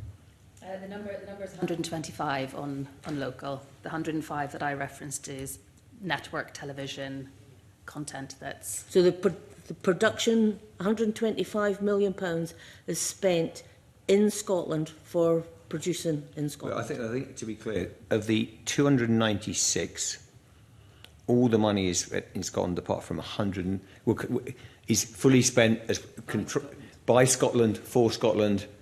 No, I'm full talking control. about in Scotland. I'm coming in Scotland, and that then leaves you with 114 network spend. Everyone with me? So you've got all the bits that we talked about earlier. So the first is, the rest of it is spent in, I think it's pretty much, it's all spent in Scotland, isn't it? So they're baffling me with numbers. Yeah. I was just asking a simple question about production in Scotland. Right. So I'm saying... So I do understand that you can produce stuff for Scotland elsewhere. It doesn't necessarily need to be in Scotland. I'm asking specifically for in Scotland, how much does our local areas benefit? So of the 296... everything apart from, I'll let the guys jump in, but everything apart from the 114 is there, okay? The reason I'm sounding like I'm not just giving a straight answer is because of the 114 of network, the majority is spent in Scotland, but some of it is spent outside, okay? And I haven't got exactly the number in terms of the 114, how much is spent elsewhere, how much is not. Having said that, if you take the Ofcom criteria, we looked at the 66 productions on television, and only 9 were not qualifying on 2 Ofcom criteria. And if they're qualifying on 2 Ofcom criteria, it means the majority of spend is in Scotland. And there were only 9 that didn't do that. So the majority of the 114, plus the rest of the money, is spent in Scotland. So it's the vast, vast majority of the money spent in Scotland. Is that a fair summary? Or it is a fair summary. It is confusing. I totally get that, because there's network money spent here and there's money that sits within, you know, the BBC Scotland budget. I might bring it to life a little bit with there's some nuance in this, as there always is, underneath the figures. So, for example, a programme like Shetland is made end to end in Scotland. Everything from, you know, we spend 9 series long. We're filming in Shetland. We've made a lot of investment there, end to end. There's, a programme like Question Time qualifies on base and qualifies on staffing, so a number of people employed in Scotland. It doesn't qualify in spend, which is, for reasons of it tours around the country, and we try whenever possible, for sustainability reasons, to use local crew. So we'll use a crew that is more local to the area than, when it's in the south of England, we won't bring crew from Scotland. So there's nuance within this. So I think, what we're looking at is that of those titles, the 66 titles, the network titles, 86%, I think that accounts for, qualify on more than just base. So either the spend on the total budget or some of them qualify in all three. I think about half qualify in all three. The people who work in them are based here, therefore the salaries are being paid to people who are working in Scotland. So that's kind of where we are. So we've got a small number that only qualify in base because we're not hitting those targets for a number of reasons. I would like us to go further, as Tim has said. I would like us to get to the point where everything that reaches our quotas, the network TV quotas, qualifies on at least 2 of those criteria, which means that money is being spent in the Scottish economy and people are being paid in the sector who live in Scotland. Can you send us the figures of once you've gotten that breakdown? Because I'm very conscious of time, convener, and I don't want to take up any more time. I just like the figures. Thank you. Mr Bibby, and then I'll come to Mr Adam. Thanks and good morning to the panel. Can I just say I do agree with my colleagues George Adam and Stephen Kerr what they said about coverage of the Scottish Parliament. I did raise that issue last year. I think I hear what has been said about the BBC Scotland channel in terms of having no content. I appreciate you have to take decisions when there is potentially better content, and I'll leave others to decide whether that's the case. But given there is nothing on the BBC Scotland channel during the day, it does seem to me that something should be looked at in the constraint of. But I've heard the answers that were given before, but I just wanted to put that on the record. It's worth hearing. It's helpful hearing the views. I just wanted to come back to the issue about production, and Mr Davey, you said the Ofcom test is not good enough for the BBC, and we've heard. I didn't quite say. Sorry, I'm not being. I didn't quite say that. I just said it was different. I'm not critical of Ofcom. That implies a criticism of Ofcom. I'm not criticising Ofcom. I'm just saying it's a different threshold. So, do you think the Ofcom test should be changed then, and if so, to what? It's a secondary issue. I think that's a matter for Ofcom and government in terms of how they want to measure. I'm leading an organisation where I know success for me is relevance is twofold. It's relevance to Scottish audiences, but it's also making sure that we are paying a meaningful contribution to a sustainable production base and a creative industries. Currently, we're about, if you take all of film and screen, all of it, including TV, film, we're about, well, public service broadcasters are over a third of the industry. And by the way, we are 75%, pretty much 3/4. I think we're about 3/4 of it. 3/4 of it. So I am interested in preserving, growing that. Meeting the Ofcom criteria is important, and the quotas. I'm just saying we are setting a slightly higher threshold internally. It's an and, not an or. And in terms of that, there's obviously a lot of concerns about predominantly, we've heard it already, London-based production groups having a nominal base in Scotland, being counted as Scottish qualifying production quotas. We mentioned earlier about the difference of definitions. You could have a definition which is, do you live and work in Scotland, and your company is based in Scotland, being very clearly defined as Scottish qualifying productions. Or we do have that issue where essentially you could have a person with a desk in an office in Scotland, qualified in the Scottish production. If not the former definition of living, working, having a company based in Scotland, where do you think? I mean, is it Ms. Valentine? I think you suggested you didn't think that should be the definition of. Sorry, I just want to get this point logged. It's not. It shouldn't be the definition.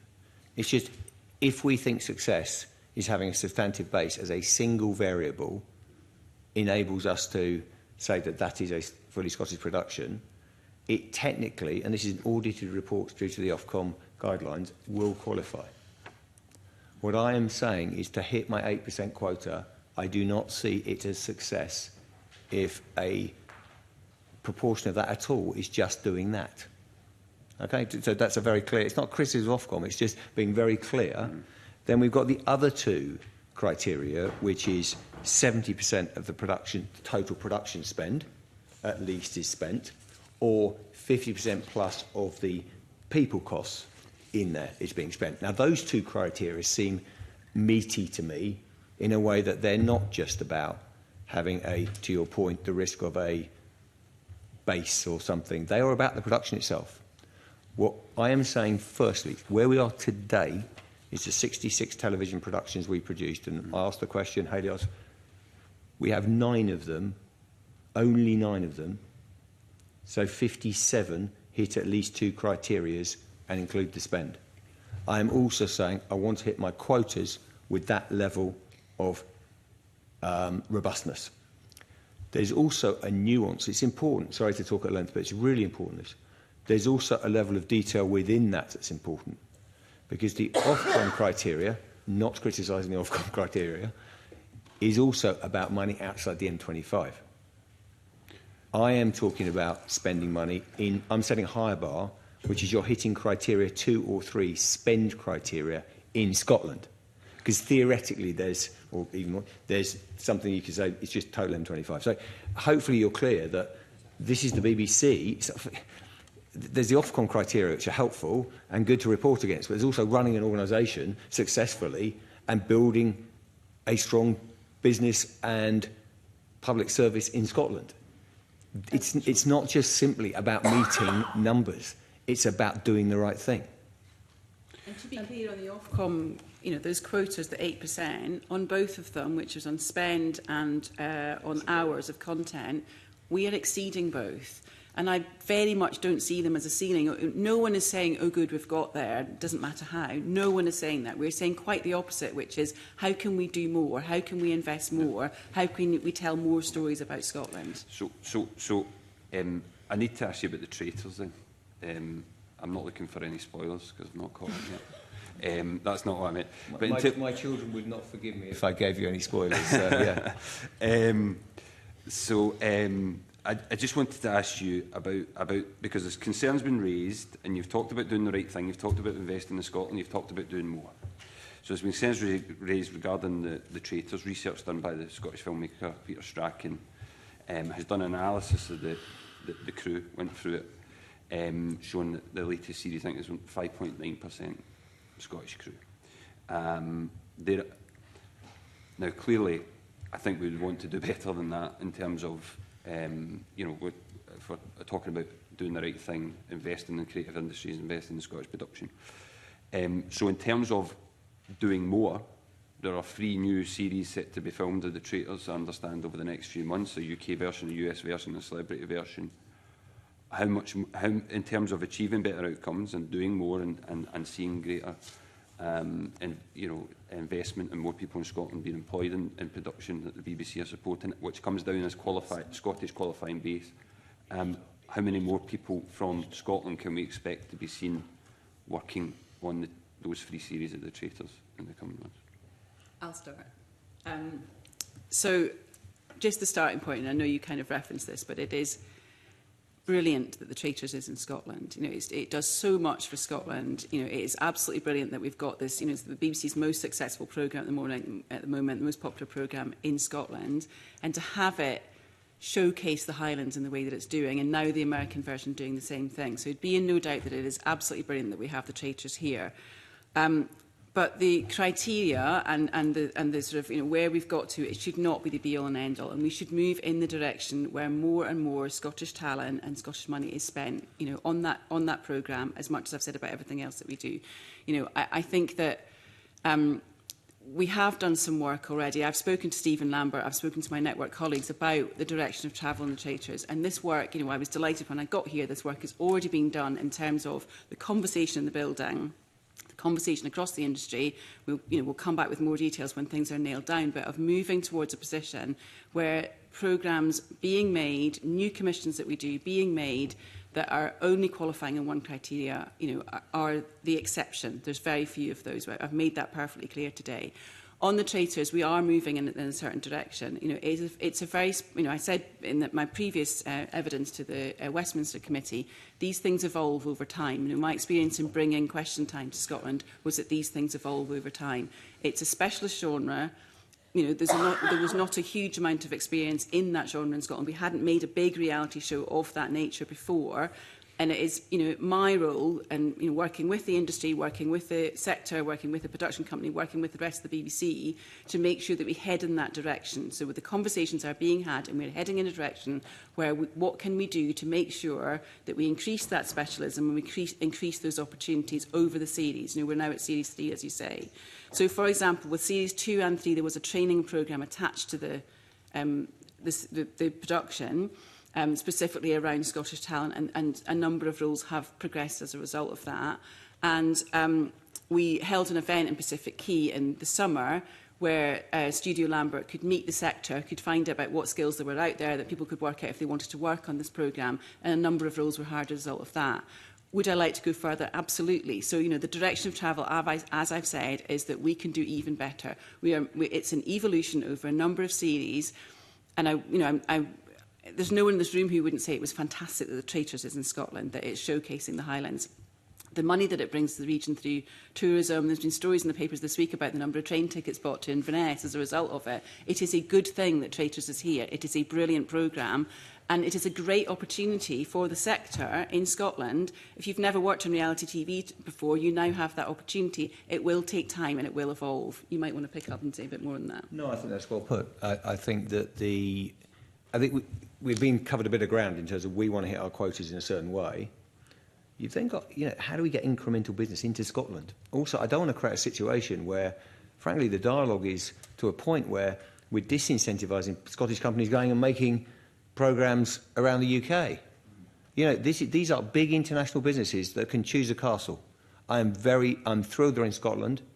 I also think we need to be very conscious that we're also shopping for extended. I mean, I'm very proud, for instance, that you can become editor level in BBC Network News now, reporting on technology, and be based in Glasgow. You know, I am very proud now that we have an audio unit that we've grown. We're pushing sustainable production out. Do I want to see the numbers in Traitors improve? Yes, but I also want to see the investment in Scotland, and I want to see what that brings. I also want to see us build a sustainable product. We're all trying to do the same thing. But honestly, we need to look at this in the round in terms of what we're building as a functioning ecosystem, and that's what we're trying to do. But I think we absolutely are talking to people and saying, this is the direction of travel, this is what we want. We want sustainable work. One of the issues we've had historically is, you know, production might come in for a week or two, then leave. That's not actually the real prize here. It's that we have and if you think about Shetland, you think about Vigil, you think about these long-running strands now, we can build bases now, and really, that's what we've got to try. We've got to get lift off on that. That's the really big prize. And final point is, I just want to re-emphasise, 9 out of 66 only hit one criteria. The rest hit at least 2 criteria, which was a majority of spend. I've got another 2 members still wanted to come in, but I wonder if I could ask a very quick supplementary. Of those 57 that are produced meet the criteria for Scotland, if they're sold abroad to another network, is there a proportionate return to BBC Scotland, or how is that money divided across the BBC? We might be able to come back with a bit more detail, but it's not geographic in that way, because it might be a UK-owned entity that's invested in the secondary rights.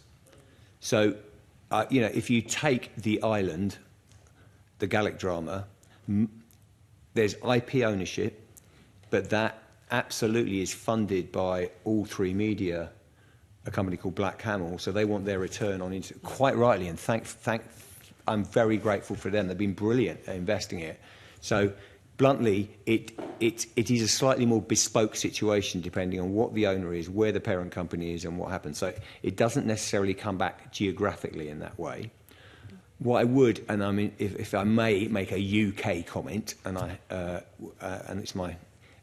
is that making sure that we have domestic IP, whether that's Scottish IP or UK IP, is a grade 1 issue and not talked about enough.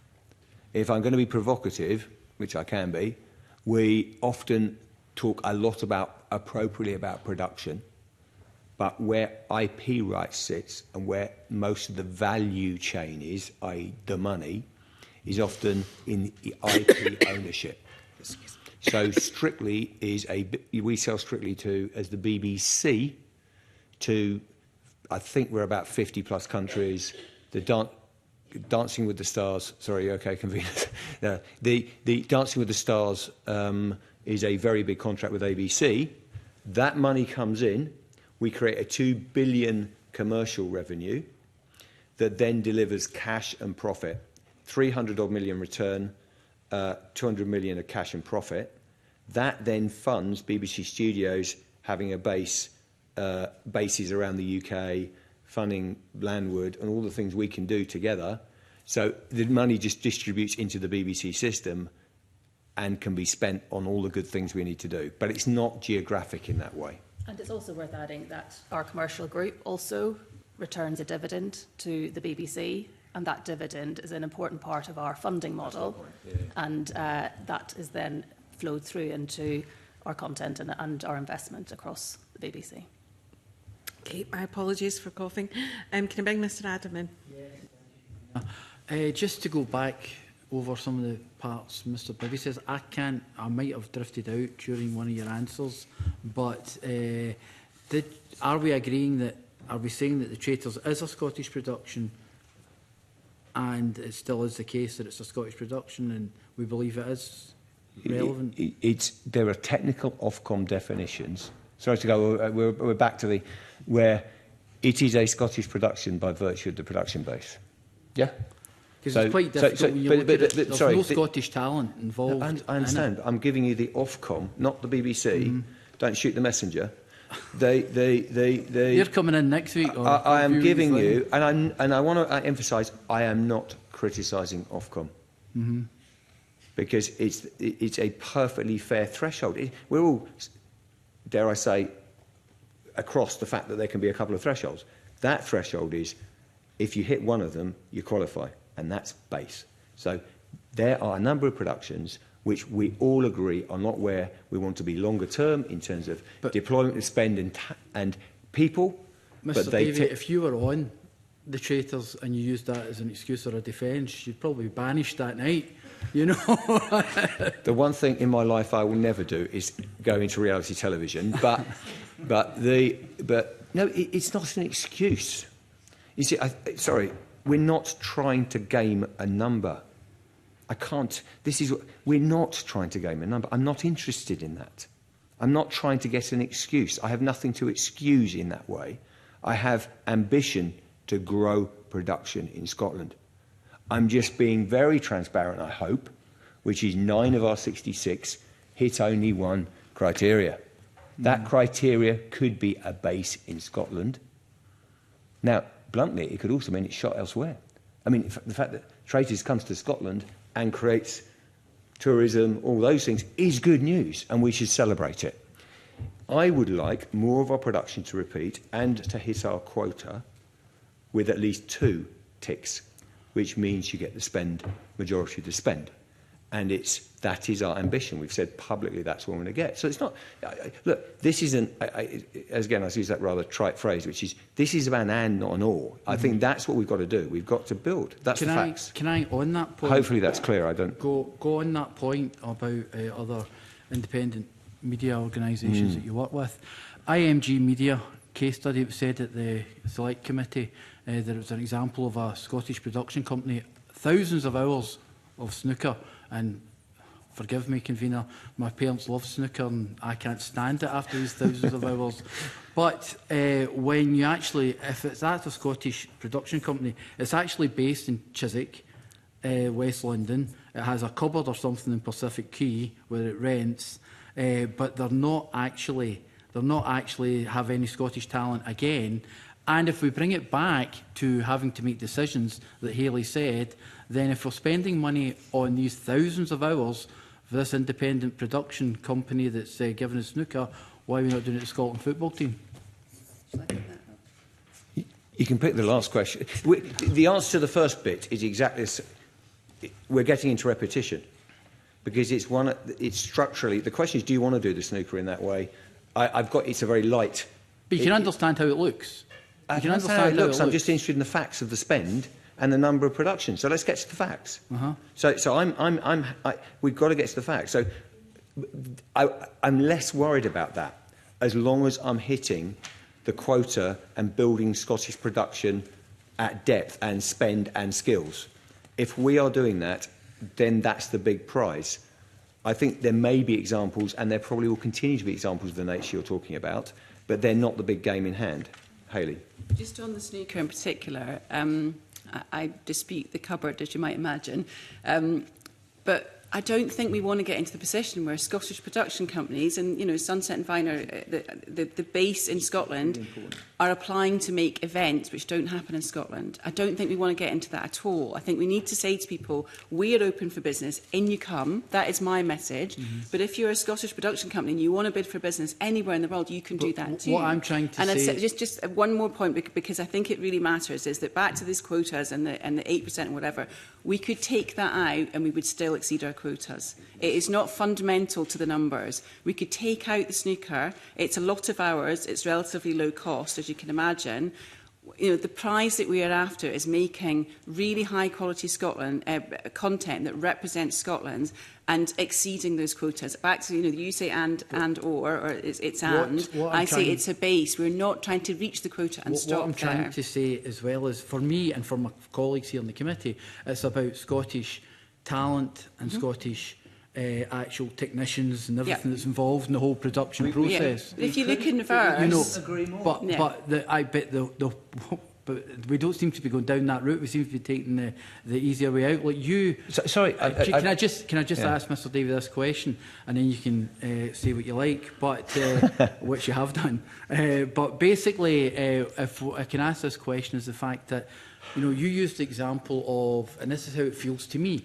Yes, and to many people in Scotland, use the example of, look, Doctor Who, Ncuti Gatwa is Scottish.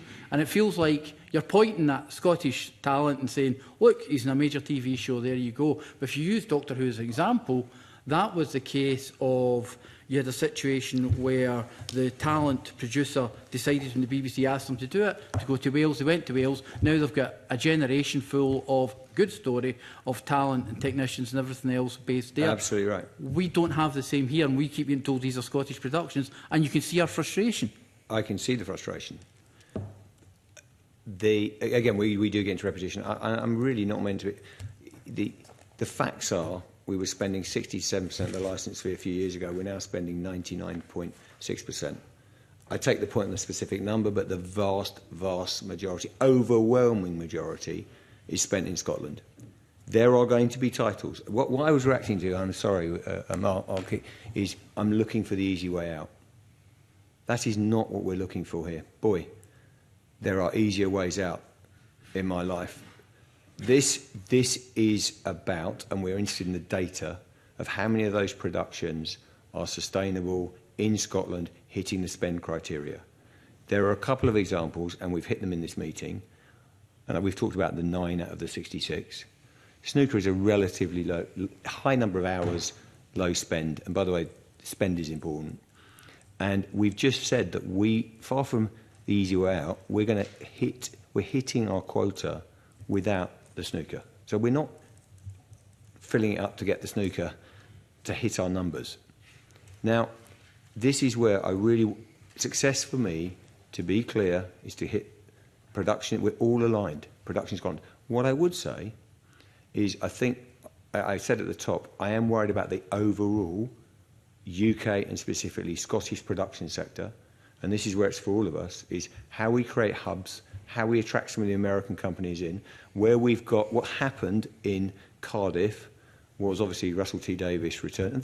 So it's not a problem that I'm crediting, this is a dangerous territory for an Englishman, but crediting the Scottish writer, and we should celebrate that.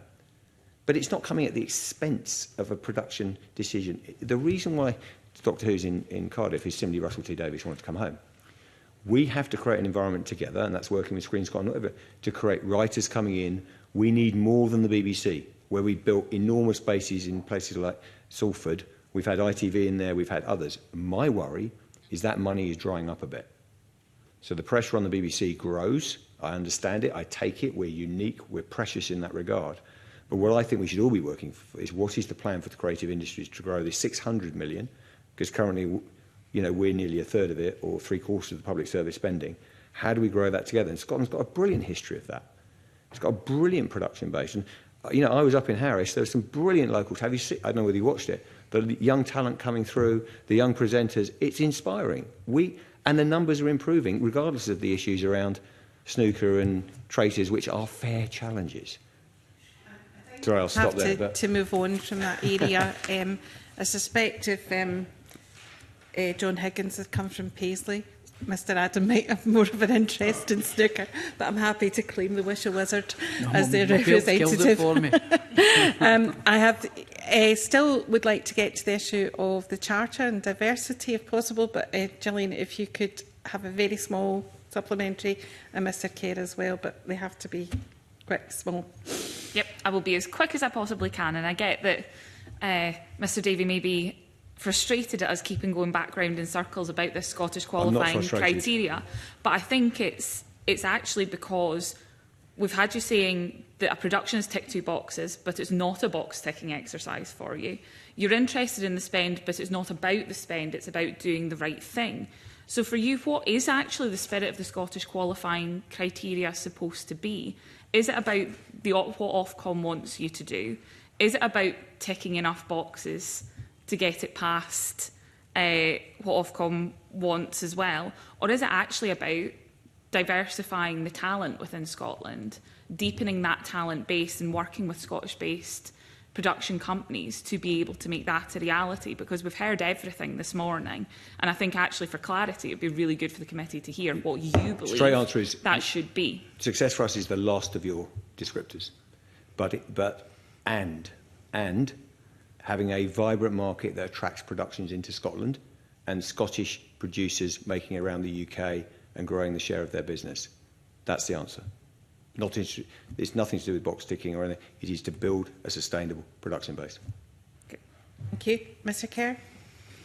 We should have had you for 3 hours, not an hour, because I have a list of things I'd like to ask you about, and I'm not going to be able to do that, and I understand that. There's stuff about the baby. Let my comments be around what you started off talking about, which is the fragility of public service broadcasting. That's not helped, is it, by the licence fee? Increasing numbers of people aren't paying it, and they're still taking BBC product. And yet, even though that business model is in many ways a root cause of the fragility that the BBC's finances, the BBC, the chairman, last year, I think in Leeds or somewhere, said, oh no, we want to keep the licence fee, the TV licence is the way forward. There must be some original thinking around the business model. If it's the cause of some of the impediments to the mission of the BBC, then there has to be some original thinking, some creative thinking around how we reform that and make it work for the BBC. So I'm really interested to hear what you've got to say about that. Of course. And I think, firstly, the licence fees worked effectively for... I'll come to reform because I agree with the spirit of your question. Absolutely. Absolutely. I think we should be proud of the way the licence fee over many years has sustained public service broadcasting. And today, you know, monthly, pretty much every adult in Scotland comes to the BBC, and we've got 83% a week. It's pretty remarkable in terms of if you look around the... I'm not crowing, because I think this is... But there is definitely... It shows the importance of the BBC. It shows the importance of the BBC, but critically, and this comes to funding, because you can't break the funding mechanic with the editorial output. You can't say you're going to be funded by advertising and do what we do. They are inextricably linked. And I think even today, over 24 million households, the vast majority of Scottish households pay a licence. And we do face, however, like every business, whether that be advertising-funded businesses across the world, some pressure on our revenue, because suddenly I grew up with 2 out of 4 channels It wasn't hard to get an audience at that point. Yeah. So what you did Which with is when it... the TV licence was relevant. Well, it's still relevant. But I totally agree that, and if you listen to the Chair's speech, we absolutely agree there should be reform. We absolutely agree there should be reform. And having said that, we believe that there's some principles with which you enact that reform. Let me explain what I mean, which is it should be universal. It should be accessible to all. That's what public service broadcasting is. Immediately, so we don't think reform means advertising or subscription, because suddenly you are making programmes for a certain economic return, or you're just driving against different objectives. You look at different metrics, you drive different models, you wouldn't be doing the news. Some of the conversations, quite rightly, we had about parliamentary coverage, that's important for us. No commercial company in the world is going to go near that. Agreed. Okay? And we also believe that's universal. I also believe that one of the wonderful things is that you might have Reporting Scotland, Strictly, other things. So we're all in this. We talked about football. These things bring us together. In that, however, the BBC's absolutely said we think there's real opportunities to reform universal and open-minded about how you fund a universal fee or a charge. And there's a number. I'm not going to go down one route at the moment. What I would say is that work is definitely going on in discussion with DCMS and others. Lots of creative solutions, absolutely in the spirit of your question. I've said finally there's three ways, I think, in which you can begin to think about how you would reform. One is the scope.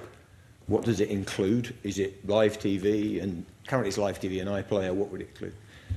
Enforcement. What's the right enforcement mechanic? Encryption? Well, I think the issue with encryption, and we haven't touched on digital transition, but we're a long way from being able to kind of have radio signals, and broadcast television. So conditional access is a problem in that. We absolutely are looking at reform. There's a number of ways you could do it. The last factor I said scope. I said enforcement, progression. So progressiveness. This, at the moment we have over 75s with pension credit not paying a licence.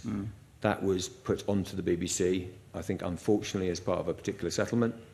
I think there's that question about, is everyone paying the same amount? And what does it cover and how is it billed? And that could be done in a number of different ways, and absolutely we're open-minded about it. If you read the Chair's speech, I think he was talking more about things like independence, which I think is really important, journalistic independence. Proper accountability is we definitely need 3 hours on this one. There's a proper accountability, independence, the idea of a longer charter, even potentially. We're one of the only organisations that doesn't have a charter in, perpetual charter. That doesn't mean we're not accountable. It just means that there's a degree of certainty. But if you're going to create what you just described in outline, in terms of how people pay for the television they get from the BBC, for example, aren't you going to have more flexibility in how you operate in terms of the charter? And aren't you going to have more of a free hand from Ofcom?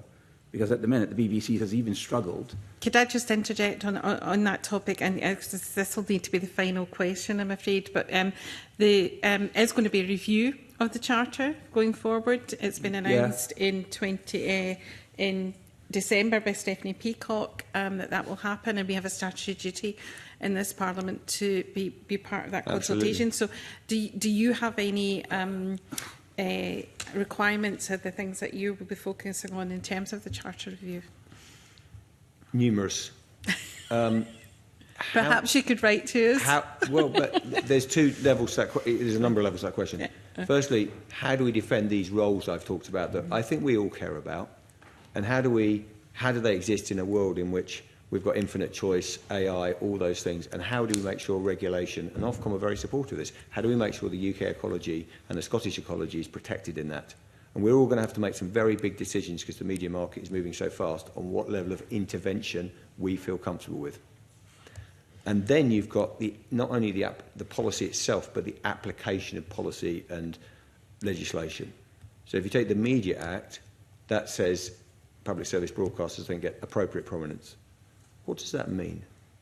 When you turn on the screen, what is the prominence? So these things are sometimes almost as substantive as the money. What is the prominence? It's your point about, Parliament, what's the prominence of the democratic process? That is something that we can write to you and give you a bit more detail. I'm sure our teams are engaged in terms of what the specific Scottish issues within that, because we've got Indigenous languages we haven't covered, we've got our investment in Gaelic, which we're very proud of. All these things come together in the Charter. We're talking to the public and having a mass public consultation and speaking to DCMS who are doing their work, and as you've referred to. So, look, we're into a very interesting period now where we're listening. We haven't got all the answers, but I think we know what we want to build, which is a thriving public service which does the kind of things we talked about in this committee. Yeah, I'm afraid it's Thursday morning committees. We have to be finished as chamber starts in 10 minutes for some of the members. So we will have to draw it to close there. And thank you for that offer of writing to us. I think there's a few comments from the Ombudsman as well around diversity we haven't been able to get to, but if you would indulge us, we'll probably write to you on that issue as well. And we look forward to seeing you again over the course of the Charter Review. But thank you very much for your attendance at committee this morning, and I draw proceedings to a close. Thank you.